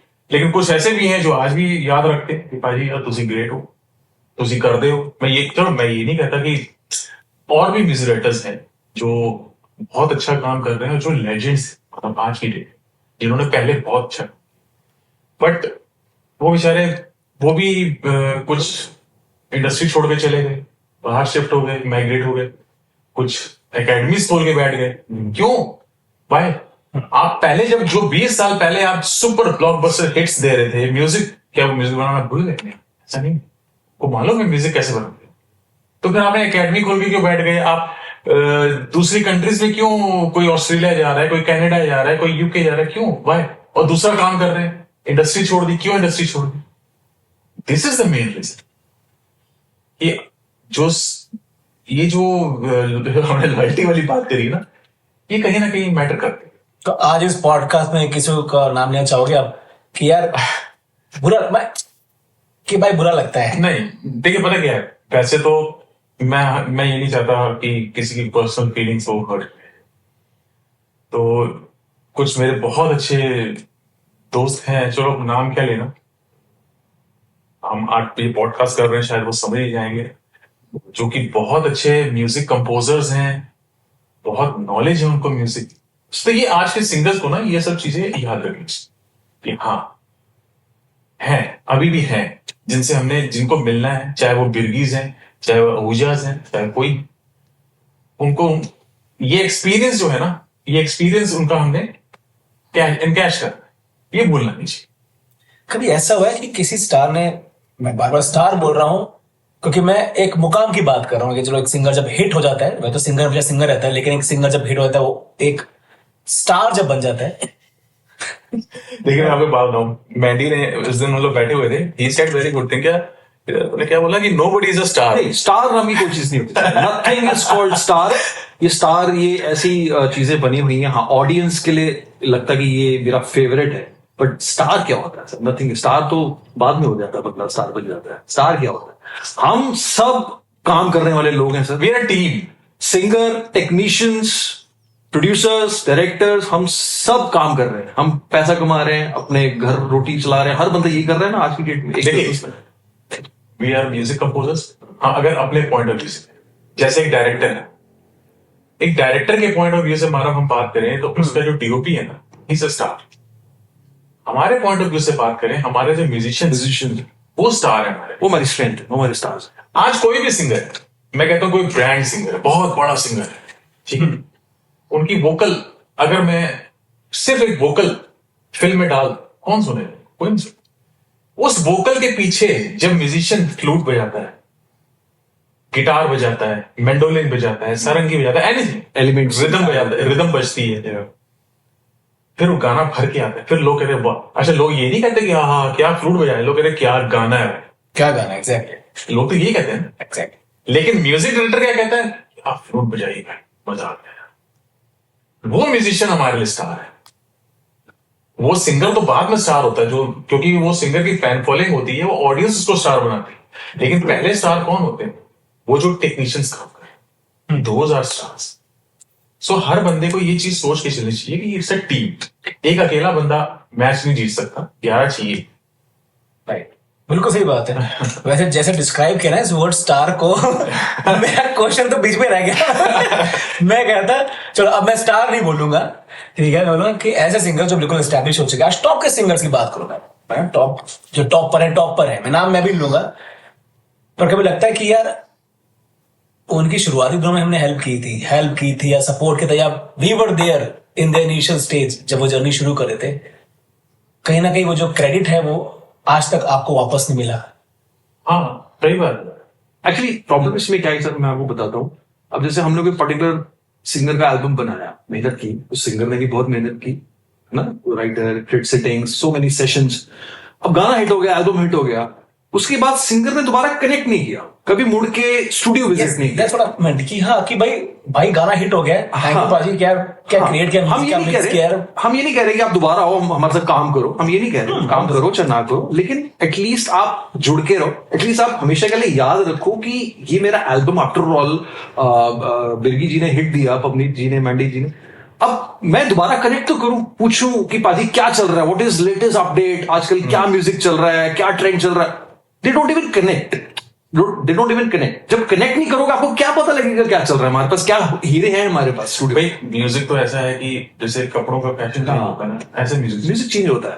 पहले कुछ और था, अब कुछ और है, आगे कुछ और होगा। एग्जैक्टली। तो लगता है कभी कभी जब काम था, काम निकाल लिया, जब हिट हो गए हिट भूल गए। फील होता है सर, मेरे को पर्सनली फील होता है, जिस आर्टिस्ट के लिए इतनी हम लोगों ने मेहनत की है, इतने सेशंस लगाए हैं, इतना दोबारा 10 साल हो गया है, 15 साल हो गया, sometimes I used to think कि यार ये क्यों नहीं कभी विजिट करते या क्यों नहीं कभी कनेक्ट होते। अच्छा, कभी हम लोग भी डिस्कस करते हैं कि यार लेट्स कनेक्ट। हो सकता है चलो वो एक बहुत बिजी हैं, बहुत शोज होंगे उनके पास, कभी हम लोग भी ट्राई करते हैं उनसे कनेक्ट, पिच करने की। अगर हम पिच करने की कोशिश करें ना सर, तो फिर हम लोग का जो है ना रिस्पेक्ट चला जाएगा। नहीं, एक तो रिस्पेक्ट तो चलो जाएगा ही जाएगा। सबसे पहले तो उनके सेक्रेटरी कह लो, मैनेजर्स कह लो, उन्होंने फोन पिक करना है, जो आजकल का ट्रेंड चला हुआ है। देखिए, मैं आपको एक छोटा सा एग्जांपल देता हूँ। मैं एक बार एक इंटरव्यू कह लो आप, या पॉडकास्ट कह लो, जो भी है, या कुछ कह लो, तो जो किशोर कुमार जी के वो बेटे हैं अमित जी, उनका मैं देख रहा हूँ। उन्होंने बहुत अच्छी बात बताई। कहते हैं आर डी बर्मन साहब कितने अच्छे, कितने बड़े म्यूजिक डायरेक्टर है। उनके पास जब कोई प्रोड्यूसर आता था कि पंचम दा ये गाना करना है, हाँ ठीक है ना, किशोर को फोन करते हैं। उन्होंने किशोर को फोन किया, हाँ किशोर ये गाना करना है, कल स्टूडियो है। तो क्या किशोर कुमार जी फोन नहीं उठाते थे? उठाया, क्योंकि उनको मालूम है कि पीछे से कौन बोले। अगर मान लो किशोर कुमार जी रिकॉर्डिंग में बिजी है, किसी और ने उठाया, तो उनका मैसेज पहुंच जाता है कि पंचम दा का फोन आया था, he will call him up. यहां ऐसा नहीं है। यहां आज हम अगर फोन करें कि मैनेजर्स फोन उठा रहे हैं, सेक्रेटरी फोन उठा रहे हैं, ठीक है, आर यू बिजी, ठीक, ओके, डू कॉल भी ना। तुसी कॉल ते करो, तुसी तो कॉल भी नहीं कर दे कि तुसी थानू पता नहीं किदा फोन आया। तो ये हवा नहीं होनी चाहिए। अरे हम इंडस्ट्री के सब आपस में भाई बहन है यार। हम इंडस्ट्री में, इंडस्ट्री हम ही लोगों से चलती है, और कौन, कोई तीसरा थोड़ी आ जाएगा। ये तो है नहीं किसी और प्लेनेट से कोई बंदा आ जाएगा। आज हम कोई फिल्म का म्यूजिक कर रहे हो ना सर, अगर हम सोचें कि वो पर्टिकुलर सिंगर से we should connect and we should talk to, reach नहीं। हाँ, रीच ही नहीं है, वहां तक आप पहुंच ही नहीं पाओगे। ये ऐसा क्यों है? इसीलिए नंबर ही ढूंढते काम करे कैसे फिर, है ना? वही तो बात ये है। बहुत हैरानी वाली बात है कि इंसान क्रिएटिव गेट कंफ्यूज्ड कि how to connect with that person. Already उनसे हम मिले होते हैं, बैठे होते हैं, बातें कर चुके होते हैं, सेटिंग्स कितनी कर चुके होते हैं, और एक दूसरे को जानते भी होते हैं, लेकिन दोबारा कनेक्ट करना बहुत मुश्किल लगता है कि यार ये गाना मैं चाहता हूं वो गाएं, लेकिन वहां तक पहुंच ही नहीं, रीच ही नहीं मिल रही है। मैसेजेस कहां डालोगे आप, कहां फोन करोगे? तो ये एक डिस्टेंस नहीं आना चाहिए, स्पेशली विद दोज कंपोजर्स जो ऑलरेडी, जिन्होंने बहुत अचीव किया। चलो अच्छा, ये पहले पहले ऐसा बिल्कुल भी नहीं। पहले का ट्रेंड क्या था, ये आपने कॉल किया, प्रोड्यूसर को कॉल किया, जो कंपनी के ओनर है, चाहे उनको कॉल किया, चाहे किसी सिंगर को कि पाजी गाना या वाला करना है। अच्छा, हमारा तो यहां तक होता था कि मानो आपको मैं बताऊं, एक कैसेट में या एक सीडी में 8 से 10 गाने होते हैं। अब 10 गाने हमने बनाने अलग अलग फ्लेवर्स, तो हम किससे सेटिंग करेंगे? बड़ों से सिंगर के साथ, राइटर के साथ, उनसे कि भाई मेरे को ये चीज लिख के दो, ये मेरी कंपोजिशन है, ये चीज लिख के दो। सीटिंग ऐसे होगी तभी तो गाना बनेगा ना। आगे आज तो बात ही नहीं करते, अच्छी तरह से बात नहीं करेंगे, बात करेंगे तो फोन नहीं उठाएंगे। ये प्रॉब्लम म्यूजिक इंडस्ट्री में है। बहुत सारे म्यूजिक डायरेक्टर्स ही फील करते होंगे। जैसे अभी आपने एक बात रखी, I am sure you are talking for like on behalf of many music directors. Yes, बिल्कुल करते होंगे। जब ये उनकी फीलिंग्स हैं, वो क्या आगे फील करते होंगे कैसा। लेकिन हाँ, ये जरूर उनके मन में होगा कि यार ये क्या है, वाई, क्यों? ऐसा नहीं होना चाहिए। Industry means industry. पहले हम लोग बैठते थे, उठते बैठते थे, खाते पीते थे, बातें होती थी। मेरे को बहुत अच्छी तरह से याद है, 17 सेक्टर में सरस्वती स्टूडियो होगा, अभी भी है कि नहीं आई डोंट नो। तो वहां पे सुरेंद्र बच्चन जी की रिकॉर्डिंग होनी, तो सारे लाइव म्यूजिशियन सब बैठे हैं, खा पी रहे हैं, वहीं पे म्यूजिक चल रहा है, सब कुछ बढ़िया, एक फैमिली की तरह होते थे। तो अब स्टूडियो विजिट्स नहीं करते, कभी बात नहीं होती, हालांकि होना चाहिए, आई शुड से। बिल्कुल होना चाहिए। अब जैसे मुझे बहुत अच्छा लगता है, पर्सनली बहुत अच्छा लगता है कि सब सिंगर्स आपस में बहुत फ्रेंडली। अब आपने देखा पीछे कितने इंसिडेंट्स हुए हैं रिसेंटली, क्या क्या हुआ, तो पूरी एक फैमिली की तरह सारी इंडस्ट्री खड़ी हुई, बहुत देख के अच्छा लगा। सिंगर के साथ उठते हैं, बैठते हैं, लेकिन हम टेक्नीशियन है, हम म्यूजिक कंपोजर्स, हमारी भी अपनी आइडेंटिटी है, म्यूजिक डायरेक्टर्स है ना। तो हम चाहते हैं, पर्सनली हम चाहते हैं कि हमारे साथ भी फ्रेंडली हों जो आर्टिस्ट हैं, जो सिंगर्स हैं, क्योंकि सिंगर्स की कनेक्टिविटी है म्यूजिक कंपोजर्स के साथ, वो एक फैमिली होता है, you know. So we should also get that respect, that love from singers, ताकि हम भी स्टूडियोज में एक फैमिली माहौल में रहें, कुछ डिस्कस करें। ये रीच, ये माहौल है ही नहीं हमारे स्टूडियोज में। हम सिर्फ जो है, अब मुझे नहीं पता ये, इसको मैं ईगो का नाम दूं कि एरोगेंस का नाम दूं कि क्या नाम दूं, मुझे नहीं पता, बट ये होना चाहिए, फ्रेंडली रहना चाहिए। डू यू फील एक लॉबी सी बन गई है, एक पर्टिकुलर सिंगर और म्यूजिक डायरेक्टर्स की एक लॉबी बन गई है कि ये इनके साथ ही काम कर रहे हैं, बाहर नहीं जा रहे, ये नहीं कर हाँ, रहे? ये भी है, ऐसा भी है। ऐसा क्यों है, मैं बताता हूँ। ये unity, lack of unity basic. एक आज जैसे सिंगर्स की इन्होंने बात करी, इनकी यूनिटी बहुत अच्छा लगता है, आपस में भाई हैं, सब मिलते जुलते हैं, दुख सुख में सब कुछ। आजकल तो फिल्म्स का जमाना है, एक्टर्स सब आपस में मिलते हैं, उठते बैठते हैं दुख सुख। म्यूजिक डायरेक्टर्स का ऐसा कुछ है ही, यूनिटी नहीं है। एक दूसरा म्यूजिक डायरेक्टर दूसरे म्यूजिक डायरेक्टर को देख के क्यों उसको क्या बीमारी हो जाती है, यही समझ में क्यों।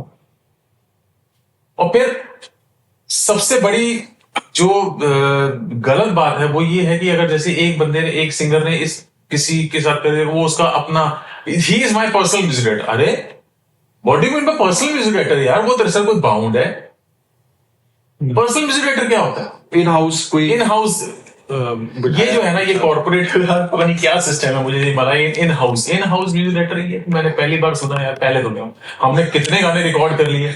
अरे उससे पहले, हमसे भी पहले गुरदास मान साहब ने ये जयदेव पाजी के साथ भी रिकॉर्ड किया, अतुल शर्मा के साथ भी रिकॉर्ड किया, बहुत उन्होंने भी। और कितने, हंस पाजी को ले लो, अतुल, उन्होंने वो क्या नाम उनका, टी सीरीज के साथ रिकॉर्ड किया। कितने वेरिएशंस ऑफ म्यूजिक डायरेक्टर्स के साथ गाना रिकॉर्ड किया। हरभजन मान साहब variation of variety of music directors के साथ गाना रिकॉर्ड किया।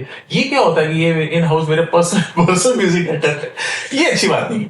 अब सिस्टम इन हाउस नहीं होता, वो हाउस अरेस्ट ही होता है मेरे को लगता है। हाउस अरेस्ट ही होता है कि आप ऑन देर रह गए हो बस। एग्जैक्टली। यहाँ आगे थोड़ा सा ना, एक जो म्यूजिक डायरेक्टर का जो खिताब है, एक वो अचीवमेंट है, वो थोड़ा सा हिल गया। अब वो वैल्यू, वो स्ट्रेंथ नहीं रही कि दे आर म्यूजिक डायरेक्टर्स।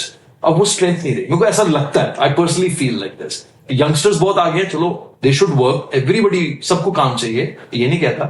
लेकिन again I am telling you, respect, values are very important in life sir. Legends हमेशा लेजेंड्स ही रहेंगे, और आज हम भी जिनको लेजेंड्स मानते हैं, उनकी हमेशा रिस्पेक्ट रहेगी। हमने जिनके साथ काम किया, सुफाल जी के साथ काम किया, सुरेंद्र बच्चन, अब उनका अपना नेटवर्क क्या था, मुझे उससे कोई लेना देना नहीं, बट हमारे साथ अच्छा था, हमने काम किया, उन्होंने हमें काम दिया। मैं आज भी याद करता हूँ, प्रेज करता हूँ इस चीज को। So this is important. कभी मौका मिले तो हम एक साथ लंच भी करेंगे, डिनर भी करेंगे, कोई प्रॉब्लम नहीं। आई वुड लव टू, लेकिन मैं भी एक्सपेक्ट करता हूँ यार, हमको भी तो प्यार चाहिए, हमें भी रिस्पेक्ट चाहिए। आज अगर हमने 500 गाने बनाए हैं, और हम अगर गुरदास मान साहब उनके साथ बैठ जाए, उनसे तो हमको पता नहीं क्या क्या सीखने को मिल जाएगा। डेफिनेटली। ये थोड़ा ना कि हमने 500 गाने बनाए तो हम यार तो कहाँ पे बुलंदी, ऐसा नहीं। ये ऐसा काम है कि आप सारी जिंदगी सीखिए। हाँ, ये काम सिखाता है, एंड नहीं है इसका, एंडलेस है। ये काम सिखाता है।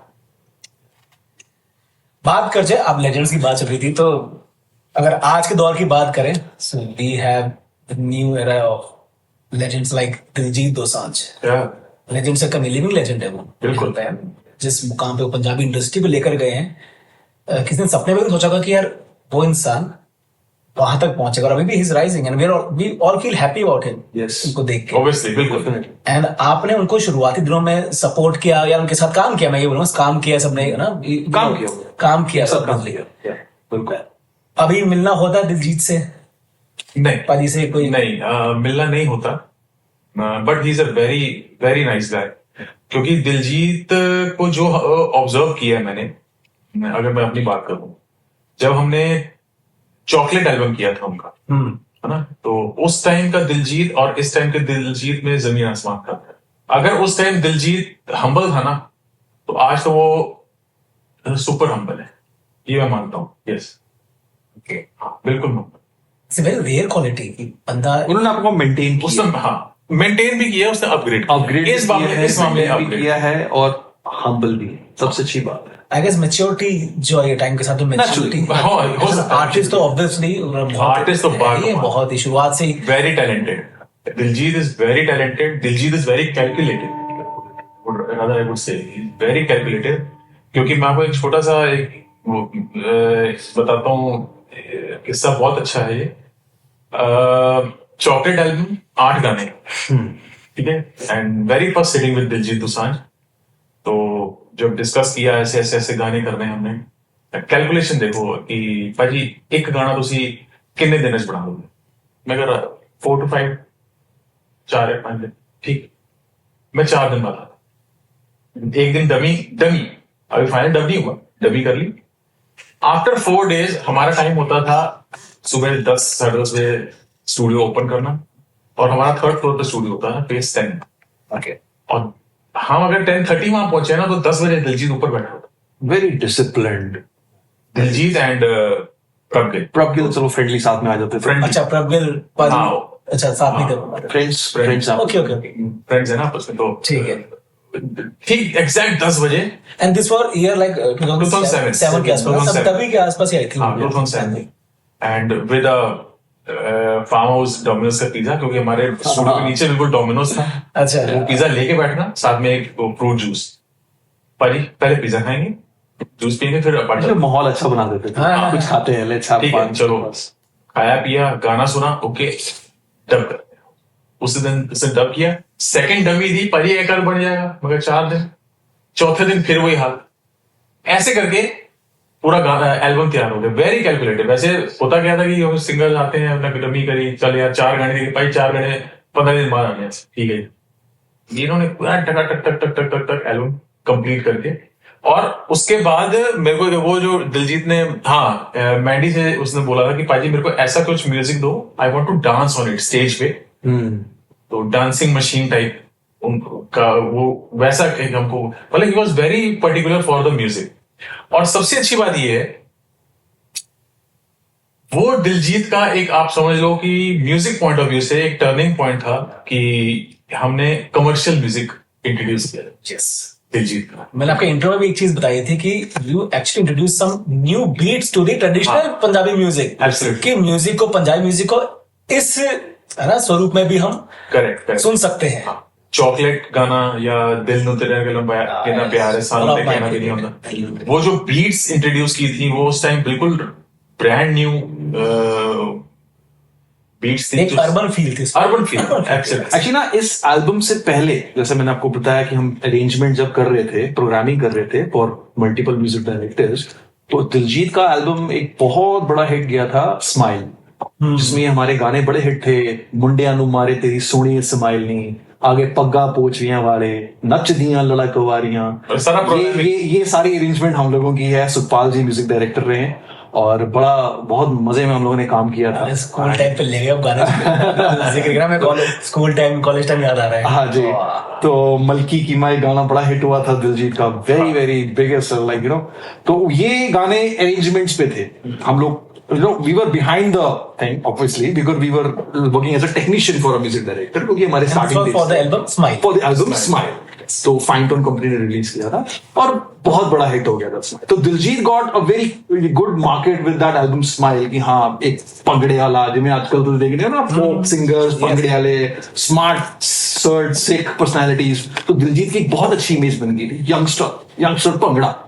फिर दिलजीत को पता था कि ये एल्बम के पीछे किनका हाथ है, किन्होंने ये बना। So he really appreciated कि पाजी you did the work. So you guys were the arranger and programmer for this album Smile. फिर दिलजीत फिर एक दिन हमारे पास स्टूडियो आए and he planned कि पाजी I want to plan album with you, और ये मेरा एल्बम का कॉन्सेप्ट है, बट मुझे कुछ कमर्शियल चाहिए। एक्चुअली उस time 3 chocolate after smile hit हो गया, फिर उसका 2-4 महीने के बाद तो दिलजीत ने डायरेक्ट कनेक्ट किया। एक्चुअली 3 उस टाइम पग वाले सिंगर्स होते थे, दिलजीत, रविंद्र ग्रेवाल एंड इंद्रजीत। और तीनों के पंगड़े वाले ढोल वाले जो पैटर्न चलता था उस टाइम, पैटर्न नहीं चलता था। हाँ, और फिर दिलजीत ने बोला कि पाजी इस पैटर्न को तोड़ के कुछ डिफरेंट, मतलब जैसे आज के टाइम में आप बीट सुन रहे हो ना, तो आप इमेजिन करो 2008 में, if you remember our song Chandigarh विच कुड़ी मिली एक चॉकलेट वर्गी, आजकल बॉलीवुड बना रहा है, ऑब्वियसली हम बहुत सुनते हैं। आप इमेजिन करो 2007 में हम लोगों ने ये बनाया था, इमेजिन, तब ये नहीं था कि टंडी डिंगड़, ये नहीं बनाया था, बनने को तो पंगड़ा भी बन सकता था।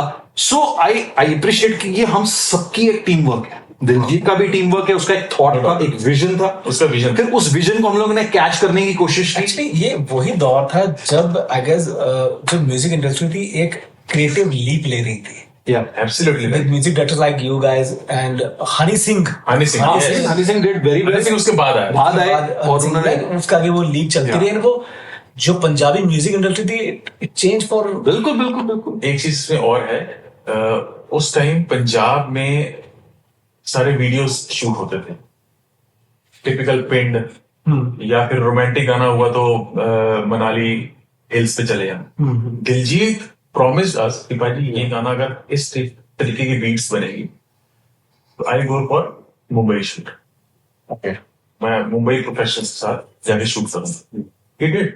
वो फिर उसने और अगर उस समय बहुत बड़ी बात है कि अरे उस टाइम मुंबई जाके अरे वो कोई नहीं जाता वो जो उससे वीडियो डायरेक्टर्स बहुत अच्छे वीडियो डायरेक्टर्स थे आर स्वामी आर और अपने जिनकी वो डेथ होगी प्रकार जी आने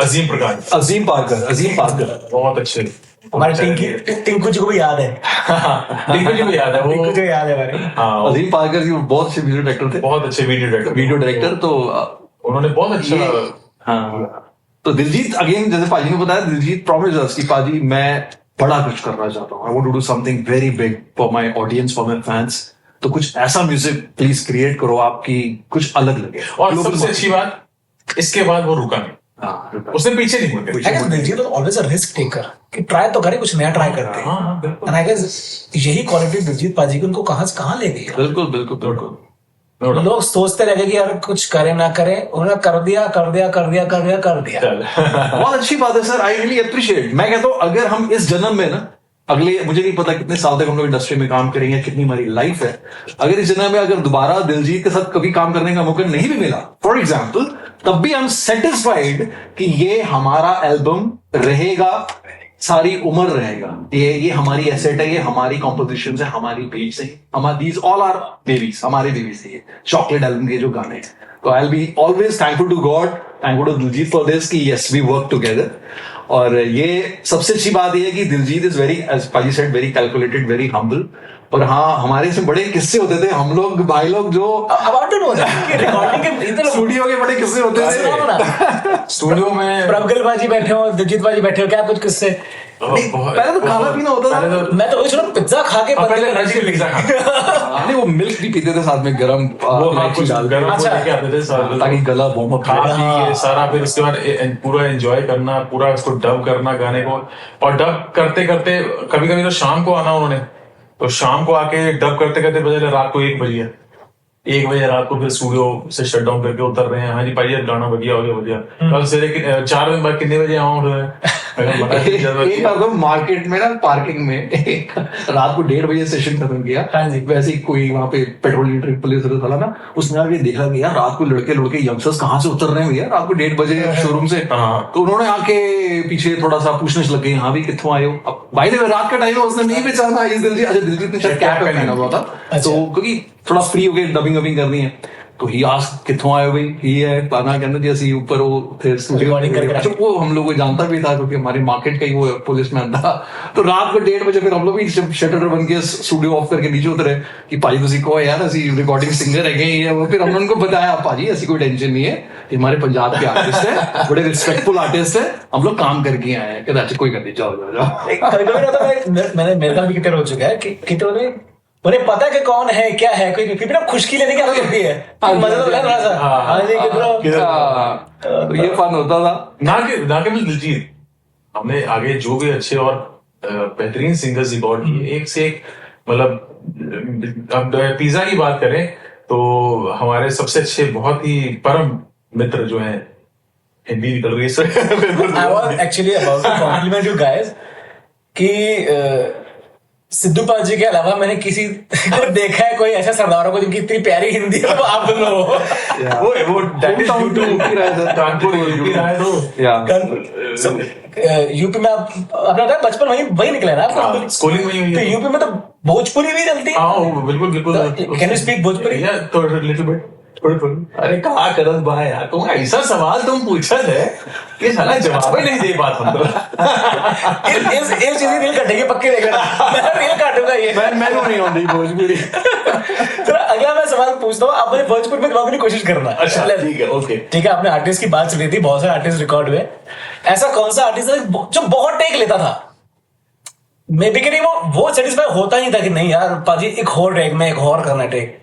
ऐसे भोजपुरी में आ जाओ आप। अच्छा मैं बोल गया ऐसा तो कोई ऐसा आर्टिस्ट बात तो कम की रिकॉर्ड ही नहीं की। ऐसा समझना है फिर भी। अरे ये ऐसा तो है नहीं, हम नहीं, अब तो खैर ज्यादा I'm sure you'll get a Bhojpuri film to compose a music for sure. यार ठीक है, that would be great. Yeah, we'll experiment on Bhojpuri. Bhojpuri गाने बड़े प्यारे होते हैं। बहुत अच्छे होते हैं। अमिताभ बच्चन जी जैसे लेजेंड भोजपुरी में उन्होंने बड़े अच्छे गाने, बहुत entertaining songs होते हैं भोजपुरी के। योर फेवरेट भोजपुरी सॉन्ग है कुछ याद आते हैं जो डीजे पे कभी बोलते हो कि यार ये लगा दो कुछ? हाँ है, लेकिन ऑन द स्पॉट मेरे को पता कौन सा याद है, पिंकिया के पापा ये अच्छा। एक वो कौन सा था, लॉलीपॉप कर, कौन सा लॉलीपॉप? हाँ लॉलीपॉप ऐसे कुछ है। कमरिया कमरिया मित्रों ਤੁਸੀਂ नोट नहीं कर रहे, ਆਪਾਂ प्योर पंजाबी है जी। नहीं definitely, but we love all the languages, सारी लैंग्वेजेस बहुत अच्छी है। पंजाबी में अपनी माँ बोली, क्या बात है। नहीं पूरा पैन इंडिया जाना है हमारा, पूरा पैन इंडिया। मैंने भी चेन्नई में भी, मैंने साउथ की लैंग्वेज बात भी करनी पाई थी, चेन्नई में तो मुझे साउथ से वनक्कम हाँ मेरे को भी थोड़ा सा है, क्योंकि मुंबई में स्टूडियोज में काम करते हैं हम लोग, तो मतलब आई एम वेरी कीन कि मैं एक बार महाराष्ट्रन सीखूं। मराठी बहुत अच्छी मूवी लैंग्वेज है, मराठी सीखूं। और अब जिस दिन मौका मिला, मैं अगर स्टूडियो 10-15 दिन 20 दिन का टूर मुंबई का लगा, तो I would love to learn that. वो बहुत अच्छा लगता है, मस्त लैंग्वेज। मैं भी ये मिस करता हूं जब मैं मुंबई जाता हूँ, तो ना वो जब आपस में वो बात कर रहे होते हैं मराठी में, तो सुन के बड़ा अच्छा लगता है। फिर हम कोशिश करते हैं, अरे मेरे जितने भी दोस्त है जो मराठी हैं, वो कोशिश भी करते हैं सिखाने की, पर बोलते हैं कि माना तुझे यहाँ पर रुको ना, थोड़ा सा सीखना पड़ेगा तो सीख जाएगा तू। बिल्कुल, तू यहाँ पर रहेगा, सीखेगा तो सीख जाएगा। तो वो बड़ी प्यारी लैंग्वेज तो जितनी बिल्कुल।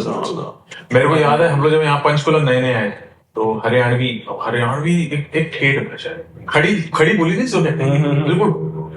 हम लोग बड़ा फील हो रहा है कि बात कैसे कर रहा है, लेकिन बाद में मालूम चला ये तो लैंग्वेज ही ऐसी है, फिर उससे प्यार हो गया। क्या बात है, उसमें मिठास है, स्टाइल है, वो एक स्लैंग है, एक्सेंट। सुनते हैं हरियाणी म्यूजिक, सुनते हैं आप? हाँ बिल्कुल सुनते हैं।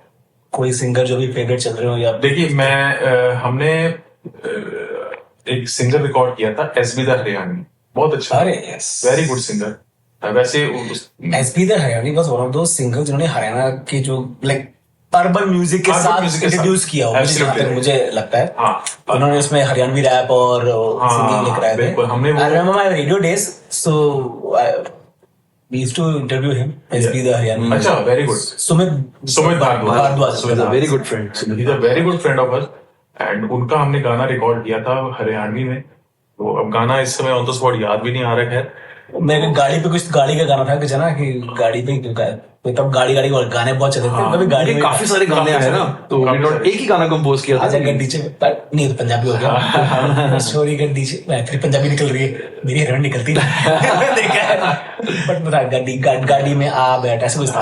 बहुत अच्छा, बहुत क्रिएटिव पर्सन है, very very sweet guy, no doubt. And he has very good technical knowledge I guess, no doubt. क्योंकि मुझे जब हम बैठे थे तो हम ना कुछ कैमरे की बात कर रहे थे, कुछ हमने जो इंटरव्यू रिकॉर्ड करे थे, तो ही वाज वेरी पर्टिकुलर, माना ये इतने में मेरी आवाज आ जाएगी, कैच हो जाएगी, अच्छा कैमरा लगा रहे हो नहीं खड़ा होगा ऐसे, ही न्यू, क्योंकि वो वीडियो डायरेक्ट भी खुद कर चुके हैं काफी। मेरा खुद का गाना उन्होंने किया था, 2010 की बात है, टी सीरीज से मेरा एल्बम रिलीज हुआ था बादशाह, उसका जो टाइटल सॉन्ग था सच्चे बादशाह बना के रखी बादशाह, तो वो गाना सुमित ने ही डायरेक्ट किया था। बहुत अच्छा वीडियो बना था, उसमें बहुत अच्छा किया था। बहुत सारे आर्टिस्ट हैं जो आज खो गए, मतलब मैं अब आज चलो आपके इस पॉडकास्ट के थ्रू मैं ये बात कह रहा हूँ, जो कि बहुत अच्छे सिंगर्स, बहुत creative, not only music writers and singers, मैं टेक्नीशियंस की बात कर रहा हूँ, बहुत अच्छे डीओपीज जो कि मतलब जिन्होंने बहुत काम किया इंडस्ट्री में, जिनको बहुत 20-20, 25-25, 30-30 साल का एक्सपीरियंस है, एंड आज दे आर लॉस्ट। बट ये नहीं होना चाहिए, ऐसा नहीं होना चाहिए। देखिए, बंदा अगर अपनी मर्जी से हाथ खींच लेना कि देख बस मैं अब थक गया हूं या मैं बूढ़ा हो गया हूं, अमिताभ बच्चन आई थिंक 85, 86, 87 ऐसी है, वो अभी तक काम कर रहे हैं, सीनियर पर्सन, वेरी सीनियर। तो ये लोग क्यों नहीं कर रहे हैं? ये आजकल की जो नई जनरेशन है, नई लहर है ना, इनको सोचना चाहिए कि हम यहां काम करते हैं, टेक्नीशियंस हमारे बाहर से आते हैं, चाहे मुंबई से आए चाहे जहां से, क्यों भाई यहाँ टेक्नीशियंस नहीं है क्या? बहुत अमेजिंग टेक्नीशियंस ऐसे और इतना एक्सपीरियंस है उनको, 20-20, 25-25 साल का एक्सपीरियंस है। हाँ, मैं ये मान सकता हूं क्योंकि हमने ये फेस किया, ये मान सकता हूं टेक्नोलॉजी अपग्रेड हो, पर वो उनके पास भी तो भगवान ने दिमाग दिया, आप टेक्नोलॉजी उनको बताओ, वो सीखेंगे। हमने भी सीखी है, पहले हम गाने बनाते थे, हमको सिर्फ गाने आते थे बनाने। उससे पहले मैं स्टेज शोज करता था, जैसे आपको मैंने बताया, डांडिया वगैरह। ही वाज इनटू स्कूल, जो कॉलेज में म्यूजिक प्रोडक्शन, म्यूजिक कंपोजर बने, हमको म्यूजिक कंपोजिंग करनी आ गई, ठीक। Now we are into film background, upgrade किया, वो भी अपग्रेड कर, लेकिन काम तो करो यार। एंड मजे की बात है, now we are like in films, now we are doing background score, इसके साथ साथ we are doing 5.1 mixing for cinemas. अपनी फिल्म का हम लोग 5.1 मिक्स भी करते हैं, and we have very good studio in Mohali, और हम लोग कर रहे हैं और अपग्रेड किया है, इस टेक्नोलॉजी को समझा है, और definitely we have done so many films, और हम लोग कर भी रहे हैं, अच्छा काम कर रहे हैं, by the grace of God. अरे बात करते हैं, I remember voice of Punjab season 1 and you were the जज, वन ऑफ द जज फॉर इट। उसमें रंजीत पाजी भी थे, रंजीत बाबा अपने कंटेस्टेंट है ना, एज अ कंटेस्टेंट आए थे, और वहां उसमें 3 जज थे हम लोग, मैं, मंगी महाल जी, एंड एक बहुत अच्छी सिंगर है, डोंट नो, मनप्रीत अख्तर जी। हम तीनों ने जज किया था, and Ranjit Baba was the contestant, very good singer, बहुत अच्छे सिंगर सच। तो उनको हमने बाद में रिकॉर्ड किया, उनके 2 गाने की, एक रंग का टाइटल था, रंग, और एक माइया। No doubt, very good singer, very good performer, stage performance बहुत अच्छी है रंजीत बाबा, बहुत जबरदस्त सिंगर, बहुत एनर्जेटिक, और कहना कि कुछ लोगों की इनकी आवाज में मीठी खुशबू आती है। हाँ, ये वो है ना, very rare voice, no doubt, बिल्कुल। तो रंजीत बाबा की अगर बात करें, लाइक आपने उनको, अगर मैं सच में कहूँ तो आपने देखा कि वो बूटे से आपने पेड़ बनते हुए देखा, बिल्कुल देखा, और फल बनते हुए देखा। तो उस जर्नी की बात करें, क्या चेंजेस देखे? जैसे रंजीत ने बताया कि he was like always humble, and ज्यादा और हम्बल हो गए। रंजीत बाबा पाजी में क्या चेंज आपने नोटिस किए? रंजीत बाबा मतलब वेरी डाउन टू अर्थ। अभी तो सबसे अच्छी बात देखिए, as a singer no doubt is a very good singer, performer बहुत अच्छा है। As a man, nature wise is very very down to earth, बहुत बढ़िया इंसान, वेरी गुड इंसान। क्योंकि हम तो लाइव एग्जांपल, हमारे साथ तो जो है ही है, हाय हेलो बोलना, उठना बैठना सब कुछ है। अभी पीछे दुख सुख में भी जो है वो खड़ने वाला बंदा है, जिसको हम कहते हैं, बहुत अच्छा। ऐसे इंसान तो होती रहती है, बात होती रहती है। हाँ, बिल्कुल होती रहती बात। तो पीछे एक फिल्म भी किया था, एक फिल्म है, टाइटल है गुलाम, उसका एक गाना रिकॉर्ड किया था वो रंजीत बाबा का, जो हमने, बात होती रहती है। लेकिन he is a very very nice. Kamal Khan का भी उसने गाना, उनको भी रिकॉर्ड किया, कमल खान को भी रिकॉर्ड किया, बहुत अच्छे सिंगर है वो, बहुत अच्छे सिंगर है, बहुत मीठी आवाज कमल खान। अभी इनफैक्ट उन्होंने एक फिल्म भी प्रोड्यूस की है, तदबीर, जिसका पूरा बैकग्राउंड स्कोर और मिक्स किया हम लोग ने, निशा बानो, कमल खान एंड निशा बानो। निशा जी ने खुद एक्टिंग, निशा ने एक्टिंग किया है, और Kamal Khan is the producer of that film. अभी चौपाल पे रिलीज है तदबीर, वेरी गुड सिंगर की लाइन है, मैंने देखा है बहुत सारे सिंगर हैं जिन्होंने आपके साथ काम बहुत अच्छे। मेरे को याद है लखविंदर वडाली, मेरे पास था उनका नाम, मैंने पूछूंगा क्योंकि ना मैं ये जानना चाहता हूँ, लखविंदर वडाली जी से तो मैं भी मिला हूँ, अमेजिंग पर्सन, नो डाउट। पर अगर बात की जाए उनके फादर साहब की और चाचा जी की बात करें, द वडाली ब्रदर्स, जी, उनसे मिलने का मौका मिला था? कभी घर बैठे हो? उनसे मिलने का मौका नहीं मिला, ये थोड़ा सा हमारा रहा। बट लखविंदर वडाली मतलब बहुत gem of the person, he is also, मतलब कोई किस्सा को सुनाओ ना उनका, कोई रिकॉर्डिंग, बहुत मस्त किस्सा वो लखविंदर वडाली जी चाय के वॉशिंग, अच्छा, is love it dream, studio में आना, जब वो हमारे पास गाना डब करने आए, मैं तब का बताता हूँ आपको। स्टूडियो में आए, भाई चाह सुनाओ भाई, चाय पीते पीते गाना भाई पंजाबी चालो के साथ चलो चाय पीते पीते गाना सुन रहे। हाँ जी चलो ठीक है, गाना सुन दो बाद भाई करिए टेक करिए, भाई चाह हो यार चाह मानो चाह हो रहा गई, चाह पीते पीते चले गए, माइक एक सेट हो रहा है, सारा कुछ एवरीथिंग भाई टेक करिए, हाँ स्थाई भाई चाह हो रहा है यार, चाह की फैक्ट्री डालो भाई, चाह की फैक्ट्री डाली चाह हो रहा है मतलब। लेकिन एक बात है माना, मैं आपको बताऊं कि चलो इट्स अ फन, पर जो आवाज निकलती है पता नहीं क्या रूह है। बहुत मीठे सिंगर, मिश्री इसकी मिश्री लगी हुई यहाँ पर। उनका गाना हमने रिकॉर्ड किया था, आवे नहीं आवे तेरी यार, आवे आवे तेरी यार, क्या गाया। दो लाइनें हो जाए वो मेरे को आया इतना याद है। मेरे को तो आई मीन वो दिल नु तेरे नगला प्यार याद है, लिरिक्स याद है। अच्छा वो हो जाए, वो दिल तेरे हो जाए पाजी। The nostalgic stream. दिल दिया दिल विच सबे दब लेने आ, कहना भी चाहिए पर तावी चुप रहने आ, नैना नू लोड़ तेरी दीद दी, दूर भी रहना नहीं होया, दिल नू तेरे ना किन्ना प्यार है, सानू तां कहना भी नहीं आंदा, दिल नू तेरे ना किन्ना प्यार है, सानू तां कहना भी नहीं आंदा। Sir I am very thankful to God कि ये हमारा बहुत प्यार दिया गया इस गाने के लिए हम लोगों को, और हमारी आज पहचान इसी गीत से ही है। मैं बताऊं, ये इस गाने को सुनकर मेरे को मेरे क्वेश्चन याद आ ही गए, और इस गाने को मतलब गिफ्ट करके सीडी पे लगा के देना, it was actually proposal song, no doubt. मतलब जो लड़का लड़की को बोल नहीं पाता था, मतलब वो ये सीडी में भाई क्रैक करके ले पहले कुछ किया मैं मतलब। हाँ अब दिलजीत की आवाज में उस कंपोजिशन के साथ जब वो गाना चल रहा है, बिल्कुल। फिर आई एम श्योर कभी लगा कि कितनी लव स्टोरीज बनी होगी इस गाने के। बहुत ज्यादा। इनफैक्ट आपकी इस बात से मुझे एक बात याद आ गई, एक एल्बम लोगों ने बनाया था तेरे बाद, एक एल्बम था, और बहुत अच्छा सिंगर है हमारे पंजाब का मनप्रीत शेरगिल, एंड उसका पूरा एल्बम रिलीज हो गया। बट होता है ना 8-10 गानों में से कोई एक गाना होता है जो बहुत बड़ा हिट हो गया होता है, और उस गाने की स्टोरी बड़ी जबरदस्त है। वो आप बताओ, when you went to Amritsar. हम लोग अमृतसर गए, दरबार साहब मत्था टेका। मनप्रीत अमृतसर के रहने वाला है, हाँ भैया, ठीक है, रैया उसका पिंड है। तो हम लोग बैठे, एल्बम जिन्होंने प्रोड्यूस की थी जिस बंदे ने, वो भी प्रोड्यूसर साथ में था। हम लोग वापस आ चंडीगढ़ की तरफ कि रातों रात वापस आ जाएंगे। अच्छा, मनप्रीत जो उसकी गाड़ी में, प्रोड्यूसर गाड़ी में हारमोनियम पड़ा हुआ था, तो ऐसे ही मनप्रीत को मनप्रीत को सुनाया, सिंगर अच्छा है, उसने सुनाया, भाई गाना लिखे है, मैं लिखा भी उसी ने, कह भाई गाना, ये सस्पेंस बाद में बोलना कौन सा गाना था। हाँ गाना लिखे, गाना सुना, उससे गाना सुनाया, मेरा दिमाग घूम गया भाई।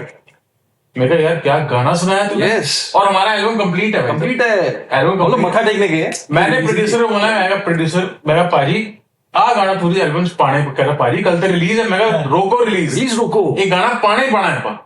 हम रात को चंडीगढ़ आए अमृतसर से, रात को 1:30 बजे गाना हमने रिकॉर्ड किया स्टूडियो में, सीधा स्टूडियो, खाना वाना खा के सीधा स्टूडियो पहुंचे, रात को 1:30 बजे गाना रिकॉर्ड किया, अगले दिन मिक्स मास्टर करके गाना पड़ा, मैं पाजी हुन रिलीज, एंड द गाना वाज, ऑडियंस को बताओ, ऑडियंस को थोड़ा गा के गाना बहुत अच्छा था जी, बहुत प्यार मिला इस गाने को।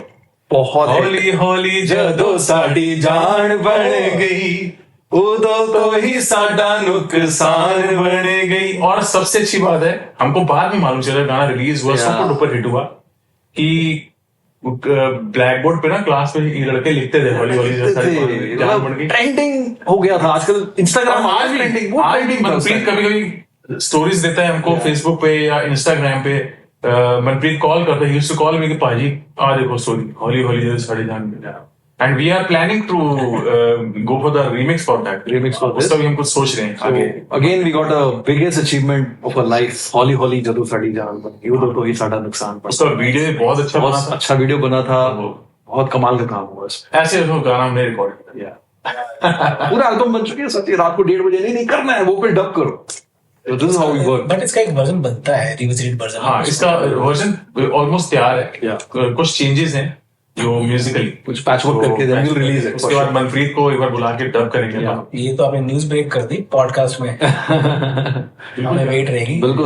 वैसे रिमिक्स याद आया मुझे. आई एम श्योर एक बहुत ही अमेजिंग, मतलब सुखबीर पाजी का गाना ओ हो Yeah. ओ हो, उसका एक जब बॉलीवुड में जब वो गाना आया था तो उसका भी आपने ही म्यूजिक कंपोज किया था कुछ, लाइक उसका एक फिल्म आई थी इरफान खान जी की, Hindi medium. Yes yes. Hindi medium film के लिए वो ओहो गाने का रिमिक्स तैयार किया था. version था ना? टी सीरीज पीपल अप्रोच्ड अस. Yeah. तो वो टी सीरीज के लिए अपन लोगों ने वो इसका एक रिमिक्स तैयार किया. Club mix. It was a club mix. It's a club Not mix. remix. Completely new version. Club mix. And personally, I'll tell you, Sukhbir पाजी मतलब उन्होंने पर्सनली मैसेज देके उन्होंने थैंक्स भी किया, अप्रिशिएट किया. You guys did a really good job and I feel really proud for this कि सुखबीर पाजी लव्ड आवर वर्क. और बहुत हम लोग जुड़े हुए हैं आज भी सुखबीर पाजी के साथ, और बहुत प्यारे इंसान, कमाल के वोकल है उनकी. और ये ऑलरेडी आप सबका चाइल्डहुड तो इन्हीं गानों से निकला है. मैं सोच रहा हूँ कि एक बहुत बड़ी रिस्पॉन्सिबिलिटी है, क्योंकि एक गाना जो उस मुकाम पे पहुंच गया उसको अगेन है ना, उसको मेन ब्लॉग उसको बेटर बनाना पड़ता है, उसका एक अलग सा वर्जन बनाना. बिल्कुल. एक बहुत बड़ी रिस्पॉन्सिबिलिटी, अगर हल्का सा भी एक नोट पे इधर उधर हुई तो बंदे बोलेगा नहीं यार मजा नहीं आया. और सबसे बड़ी बात सुखबीर पाजी को कैसे लगेगा. बिल्कुल. सुखबीर भाई तो बहुत अच्छी. Very nice. मेरे को हम लोग जब लाइव शोज करते थे कानपुर में, उस टाइम तो गाना रिलीज हुआ था उनका, जब गाना तो वो बना के कैरियोके बना के सुखबीर भाई तुसी हुण देख रहे हो ना मुझे और मैं माफी मांगना ਅਸੀਂ ਤੁਹਾਡੇ ਗਾਣੇ ਦੇ ਬਹੁਤ ਸ਼ੌਕ ਕੀਤੇ. ਵਾਲਾ ਤੁਹਾਡਾ ਗਾਣਾ ਮੈਨੂੰ ਇੰਨਾ ਜ਼ਿਆਦਾ ਪਸੰਦ ਆ ਨਾ, ਉਹ ਮੁੰਡੇ ਕਾਰ ਚਲਾਉਂਦੇ ਤੇ ਕੁੜੀਆਂ ਪੈਦਲ ਜਾਵਣ, ਬਹੁਤ ਜ਼ਿਆਦਾ. ਉਹ ਮੁੰਡਿਆਂ ਦੀ ਕੁੜੀਆਂ ਦੀ ਗੱਲ बन गई, ओ बढ़ गई, गल बढ़ गई. इतना गाया ना उस गाने को हम लोग लाइव शोज में, इतना गाया. और भंगड़ा तो है ही है, डांडिया में भी.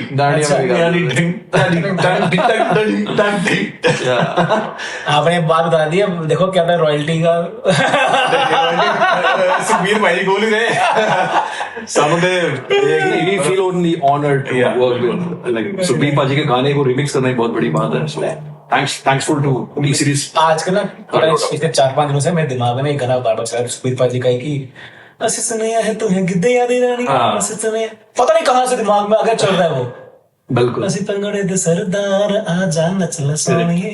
सो पता नहीं, लाइक जेम्स है यार, क्या क्या गाने हैं, बहुत प्यारे. He's wonderful. इतने सारे सिंगर रिकॉर्ड किए. फिलहाल अगर आप मेरे से पूछो कि भाई कौन सा सिंगर आप रिकॉर्ड करना चाहते हो, इस समय मेरे माइंड में, मेरे दिल में, मेरे दिमाग में 2 सिंगर हैं जिनको पता नहीं क्यों मेरे को एक अंदर से ना इच्छा है कि मैं एक बार अपने लाइफ में इन दोनों को जरूर रिकॉर्ड करूं.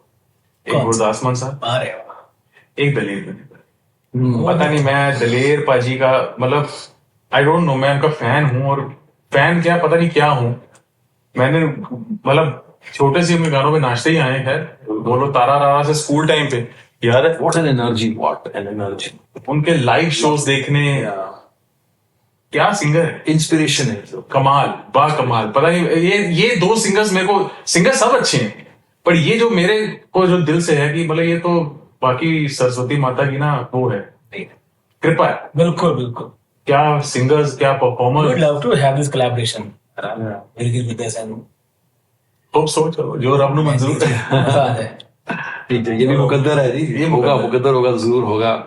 कंपोज तो आज हम मैनिफेस्ट करते हैं. हाँ, मान साहब और दिलेर पाजी दलेर भाई जल्दी आपके साथ गाना करें, मतलब मजा आएगा. Would love to have. बिल्कुल. भाई को सपोर्ट कर दलेर पाजी एक बारी. अच्छा, पंजाबी इंडस्ट्री में आप बहुत काम कर चुके हो. You have worked with Bollywood, even south industry में. क्या मेन डिफरेंस, क्या आपने कुछ डिफरेंस लगा है कुछ इंडस्ट्री में? क्या मेन डिफरेंस अगर मैं बात करूं? हाँ, पता क्या, अगर एक तो चलो मैं अगर रीजनल पॉइंट ऑफ व्यू से लें तो इट्स अ जमीन आसमान का, साउथ का एंड पंजाबी का. ठीक है, बॉलीवुड पैन इंडिया है. बॉलीवुड क्योंकि वो न्यूट्रल रहता है. South is something different and Punjabi is something बिल्कुल डिफरेंट. रिदम्स का मतलब we need more professionalism in Punjab. हाँ, to be very, we need. be अच्छा, required. अभी जो बैकग्राउंड से देखें हम, जो फिल्म्स का हम बैकग्राउंड करते हैं, साउथ बहुत आगे, टेक्नोलॉजी वाइज, क्रिएटिविटी कह लो या म्यूजिक सेंस कह लो, तो यहाँ पे थोड़ा सा पंजाब में अभी और इन्होंने ठीक बोला कि प्रोफेशनलिज्म ज्यादा चाहिए। तो बट इसका आई थिंक एक रीजन ये है कि विजन बहुत मैटर करता है सर। साउथ का विजन, उनकी बजटिंग, उनका एक विजन बहुत बड़ा है। अभी शायद हम लोग को पंजाबी फिल्म्स बहुत अच्छी बन रही हैं, बहुत ग्रो कर रही है हमारी industry, but again in terms of technicians, post production work, इसमें अभी बहुत वैल्यू चाहिए, वर्थ चाहिए, पावर चाहिए टू क्रिएट बिग। ऐसा नहीं है हमारे पास यहाँ पे टैलेंट नहीं है, हमारे पास बहुत टैलेंट है, बहुत अच्छा काम करने वाले लोग हैं, बहुत अच्छे स्टूडियोज हैं, गैजेट्स हैं, सब कुछ है। साउथ का एक चीज मैंने और नोटिस की है, साउथ अपना म्यूजिक, चाहे वो आज की डेट में भी है with a very good technology, अपना रीजनल पॉइंट कभी नहीं छोड़ता, नेवर। आप साउथ की कोई भी मूवी देखो, आज भी वो अपने भगवान को उसी तरीके पे पूजेंगे, उसी तरीके का म्यूजिक होगा, उसी तरीके की बीट्स होंगी, और वहीं के लोग काम कर रहे हैं, वही के लोग काम कर रहे हैं। बेस्ट पार्ट इज दिस, मतलब ऐसा नहीं हुआ कि साउथ में पंजाबी का भी बंदा जाके काम कर रहा है, ऐसा कभी नहीं हुआ। यहां भी यही होना चाहिए, यहां अपने रीजनल को कभी नहीं छोड़ना चाहिए, रूट्स है वो ना भूलें, वो बिल्कुल। आज हम देखते हैं जैसे पिछले गुरदास मान साहब की मूवीज, हरभजन मान साहब की मूवीज, वो क्यों सुपर डुपर ब्लॉकबस्टर्स हुई, जो आज थिएटर्स में नहीं हो पा रही, जो दूसरे आर्टिस्ट थी, वो इसलिए हुई हैं बिकॉज उन्होंने अपने रूट्स को नहीं छोड़ा। पिंड दी खुशबू, पिंड दी गलियां, वो कनाडा, यूके, ऑस्ट्रेलिया, यूएस वहां तक भी पहुंच गए, लेकिन मुड़ के फिर वहीं अपना पंजाब, मानसा का गाना ना, अपना पंजाब हो गए, वो इसीलिए बना है, अपना पंजाब, पंजाब के रूट्स को नहीं छोड़ो। ये वहां से अगर हम जुड़ के रहे ना, यहाँ पे बहुत टैलेंट है, इज राइट, बहुत ऐसे अच्छे टेक्नीशियंस हैं जो कि अगर काम करना चाहे तो क्या बात है। और ऐसा नहीं कि हम लोग नहीं कर सकते, हमारे सब पास सारी लेटेस्ट टेक्नोलॉजी है, हमारे पास वो सारे साउंड्स हैं जो साउथ में यूज हो रहे हैं, जो लेटेस्ट साउथ के प्रोजेक्ट्स में यूज हो रहे हैं, जो बॉम्बे के कंपोजर्स काम कर रहे हैं, वो हमारे पास हैं। वो मशीनरीज, वो साउंड्स, वो कलेक्शन, वो लाइब्रेरी, सब कुछ है। सिर्फ प्रॉब्लम क्या है कि यहां पे विजन्स मैच नहीं हो पा रहे। We are not able to convince our producer, our director कि sir we want budget so that we can go beyond larger than life stuff. लेकिन वो हो नहीं पा, वो कुछ लार्जर देन लाइफ वाली फील आ नहीं पा रही, क्योंकि हम कोशिश करते हैं लेकिन वहां से हमको परमिशन नहीं मिलती। तो ये साउथ में नहीं होता। South people they experiment a lot because directors का सपोर्ट है, प्रोड्यूसर्स का सपोर्ट है। आपने अगर टेक्नोलॉजी की बात की, टेक्नोलॉजी एक टेक्नोलॉजी जो मुझे लगता है आज के टाइम पे, I want your view point on this. अगर बात करें एआई की, मतलब उसने, आई डोंट नो कि वो कितनी हेल्पफुल है एज अ म्यूजिक डायरेक्टर, आपको कितनी हेल्प करती है, कि कहीं ना कहीं मैंने देखा है कि आजकल गाना बनाना एक बहुत इजी टास्क हो गया, एज पर जो हम एड्स देखते हैं कि भाई लिरिक्स निकाले बंदे ने चैट जीपीटी से, किसी सॉफ्टवेयर डाले, म्यूजिक आ गया उसका, ठीक है, अपने वोकल्स बोले हल्के से, बाकी सब ऑटो ट्यून लगकर गाना तैयार है जी। वोकल टेक इंजीनियर मानव, एआई मींस आर्टिफिशियल इंटेलिजेंस। जब नाम में आर्टिफिशियल है तो ओरिजिनल कैसे हो सकता है? वो राइट, ओरिजिनल तो हो ही नहीं सकता। ओरिजिनलिटी कैसे आती है? विद लाइव म्यूजिक, म्यूजिशियंस, ये ओरिजिनलिटी। एआई तो फिर जब तक आप फील नहीं करोगे ना सर अपने सीन को, जो आप कंपोज कर रहे हो कि यहाँ पे यार मुझे ऐसा पीस चाहिए, ऐसा आलाप चाहिए, वो आप आर्टिफिशियल इंटेलिजेंस को क्या कमांड दोगे कि यार मुझे ये चीज निकाल के दो, जो आपका दिल कमांड देगा? ऐसा हो ही वो नहीं दे सकते आप एआई को। तो वो आप, ये आपका दिमाग काम करेगा। This is the original which you can give the original means original. Yes, original. AI is just for education, वो ठीक है, फॉर बिगिनर्स ठीक है, बिगिनर्स एजुकेट हो गए कि हाँ एक यार, लेवल के बाद it has to be. But ये काम नहीं करेगा सर आने वाले टाइम भाई में। आज हम हंस पाजी का हम गाना सुनते हैं, ये जो सिल्ली सिल्ली ऑन दी है हवा, लोग आज भी सुनते हैं, वो ओरिजिनलिटी। ओरिजिनलिटी है। बॉलीवुड ओरिजिनल बना रहा है, बहुत कुछ ओरिजिनल बना रहा है, अमाल ओरिजिनल बना रहा है, बेहतरीन गाने बना रहे हैं, प्रीतम दा ओरिजिनल बना रहे हैं, ओरिजिनल बना रहे हैं। शंकर एहसान ला ग्रेट म्यूजिक डायरेक्टर्स ओरिजिनल बना रहे हैं। वो तो एआई के पीछे भागते ही नहीं है, वो सब ओरिजिनल। सिंगर्स जो हैं वो ओरिजिनल, सब ओरिजिनल। आज वो एआई से, मैंने सुना है वो वोकल्स भी एआई से निकालते हैं लोग। अच्छा, एक ऑटो ट्यून के बारे में मैंने पूछना है आपसे। आपने बहुत सारे आर्टिस्ट को रिकॉर्ड किया है and now you have to very frank with me, बताना पड़ेगा ये कुछ मैं सवाल पूछ रहा हूँ। कोई ऐसे आर्टिस्ट आके बोलता भाई गाना मैंने रिकॉर्ड कर दिया है, बाकी थोड़ा ऑटो ट्यून में सेट कर देना। हाँ बहुत ऑलमोस्ट सब में यूज होता है। देखिए ऑटो ट्यून का मैं आज आपके ना इस पॉडकास्ट के थ्रू ये भी बता दूं, ऑटो ट्यून का लॉजिक क्या है। ऑटो ट्यून मीन्स एक बहुत सुरीला सिंगर, अगर वो देखिए है तो ह्यूमन नेक, ह्यूमन गला, अगर वो कुछ सेंस डाउन हो जाता है या अप हो जाता है, ऑटो ट्यून उसको कंट्रोल करता है। ये कहाँ का रूल है? ये तो कहीं मैंने ना पढ़ा ना सीखा ना सुना कि ऑटो ट्यून एक बेस रेगा सुर में ले आता है। पॉसिबल ही नहीं, वो ट्रिगर ही नहीं करेगा, वो ट्रिगर ही नहीं करेगा, वाइब्रेट उसको वाइब्रेट कर देगा। और यहाँ पे तो सिंगर करे पाजी ऑटो ट्यून लाओ खत्म करो कहानी। अरे कैसे यार, तुम सुर में तो गाओ। We even ऐसा नहीं, we don't use auto tune, we use auto tune, but ratio should be very less, just for a support कि हाँ ये थोड़ा सा फाइन ट्यून कर लेना है, थोड़ा मेलोडाइन यूज कर लेना है उसको, these are the terms। उसको थोड़ा सा मेलोडाइन करके थोड़ा सा ऑटो ट्यून करेगी यार।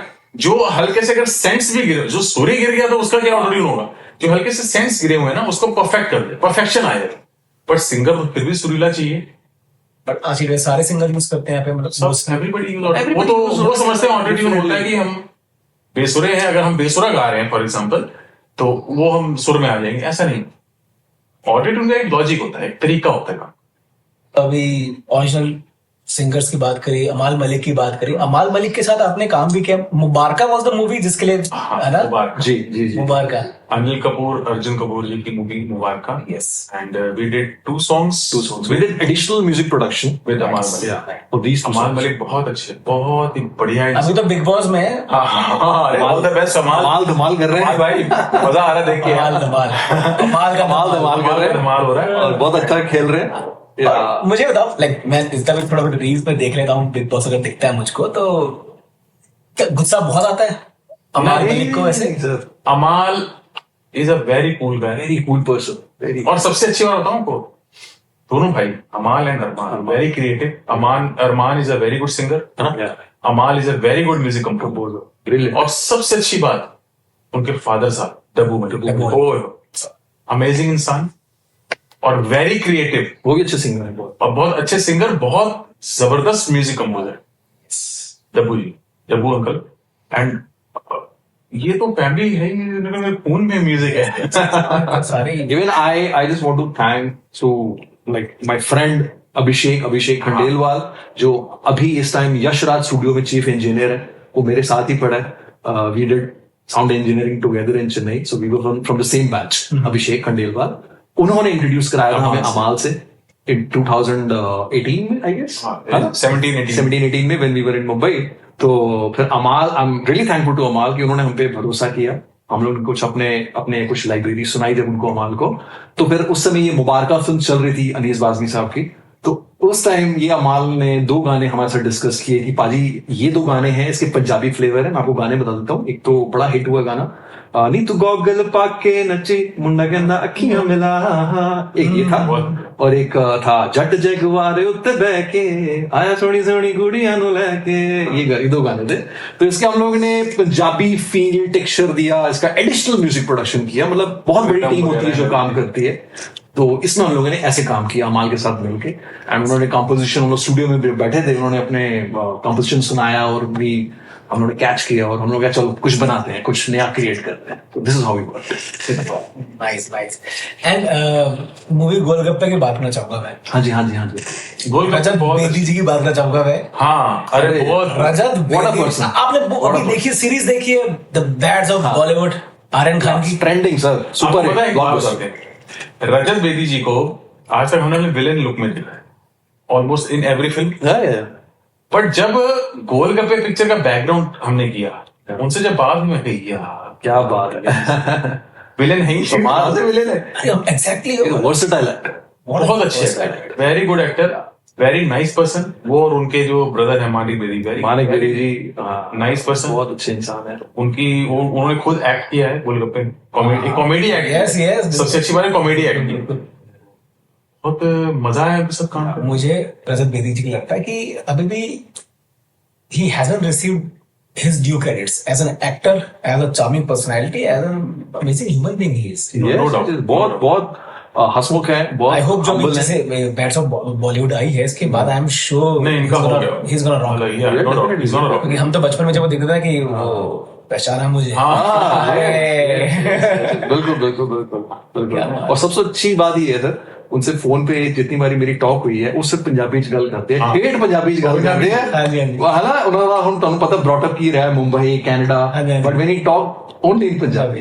तो अगेन देखो, कोई ना कोई इंसान होता है सर, आपके हर प्रोजेक्ट में कोई ना कोई होता है जो जुड़ा होता है। Again I am thankful to my another friend Rahul Gandhare, वो भी मेरा बैचमेट था, सब सक्सेसफुल है आज की डेट में, साउंड इंजीनियर है वो भी मेरा बैचमेट था चेन्नई में। देन ही रिकमेंडेड कि मैंडी ऐसे ऐसे एक पंजाबी फिल्म बन रही है, सो बैकग्राउंड करेगा क्या?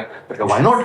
तो मैं एक्टर्स कौन कौन है? मैं रजत बेदी हैं, बीनू ढिल्लो जी हैं, एंड बीएन शर्मा जी हैं, सो प्रोड्यूसर मानिक बेदी, तो व्हाई नॉट? समीर कंग जी ने डायरेक्ट किया ये फिल्म, डेफिनेटली विल डू। फिर रजत बेदी के साथ कनेक्ट जब हमारा हुआ, then we discussed entire film and we did the background score of this film. It's a nice movie. No, no, Yeah, no. very entertaining film. Golgappe. And Rajat Paji को मैं भी कहूँगा, रजत sir, we love you in Punjab and all over India. Yeah. And we love your performance in the Bads of Bollywood. Bollywood. Super. पहचाना मुझे, पहचानते हमेशा पहचानते रहेंगे। पहचानते हैं। बिल्कुल Keep working. अरे he's keep a lovely working, person. sir. And with this happy note, I guess बहुत सारी बातें तो करी, क्योंकि बहुत सारी बातें और करनी बाकी है। So I would let you go, but with the promise कि हम वापस मिलेंगे और जहाँ पे बातें खत्म की इसके साथ आगे वही शुरू करेंगे। पक्का ठीक है, तो हम टैटूज की बात भी करेंगे, कि जो टैटू मैं देख रहा हूँ ना, इसकी बातें भी करनी है मैंने। और ये जो इसकी भी करेंगे। जो 18 का डोला है ना, इसकी बात भी करनी है मैंने। But thank you so much paaji. Thank you so much. मैं तो ये कहूंगा मानव की थैंक्स टू यू, आपने हमको बुलाया, एंड स्पेशल थैंक्स टू नगाड़ा फिल्म स्टूडियो। तो बहुत ही पंजाबी च कहना कि बहुत बढ़िया उपराला है ये पॉडकास्ट दा। We all love you and I know like her point में एक लाइफ में एक पॉइंट आता है जहाँ इंसान सोचता है कि बिल्कुल ही सब खत्म हो रहा है, लाइक एक 0 पॉइंट में कहूंगा उसको, उसके बावजूद वापस बाउंस बैक करना, ये बहुत इंस्पायरिंग ये स्टोरी रही है आपकी। And we all cherish your work, और वापस वो एक उस फेस टाइट फेस से वापस एज ए हीरो उठना, वो स्टोरी है। ये इसके लिए मैं सबसे पहले परमात्मा को शुक्राना करूंगा कि वो हाथ पकड़ने वाला वही है जी। दूसरा, हमारी जो ऑडियंस है, जो हमारे गाने सुनती है, प्यार देती है, थैंक यू सो मच। ऐदा ही प्यार देते रहो जी, ਅਸੀਂ ਕੰਮ ਕਰਦੇ रहिए, ईमानदारी नाल बढ़िया काम करिए। Thank you For me, work is worship. मेहनत करी चलो, मुकाम दोबारा मिल जाएगा। क्या बात, बाकी रब मालिक है। तब मालिक है। और अगर आपको आज का पॉडकास्ट अच्छा लगे तो डू कमेंट, शेयर, लाइक करो, हर तरफ फैला दो। एंड जल्दी मिलेंगे एक नए पॉडकास्ट के साथ। This is RJ Manav, powered by Nagada Film Studio. Thank you so much, take care and thank you so much for coming guys. Thank you, so much. Manav. Bye. Thank you.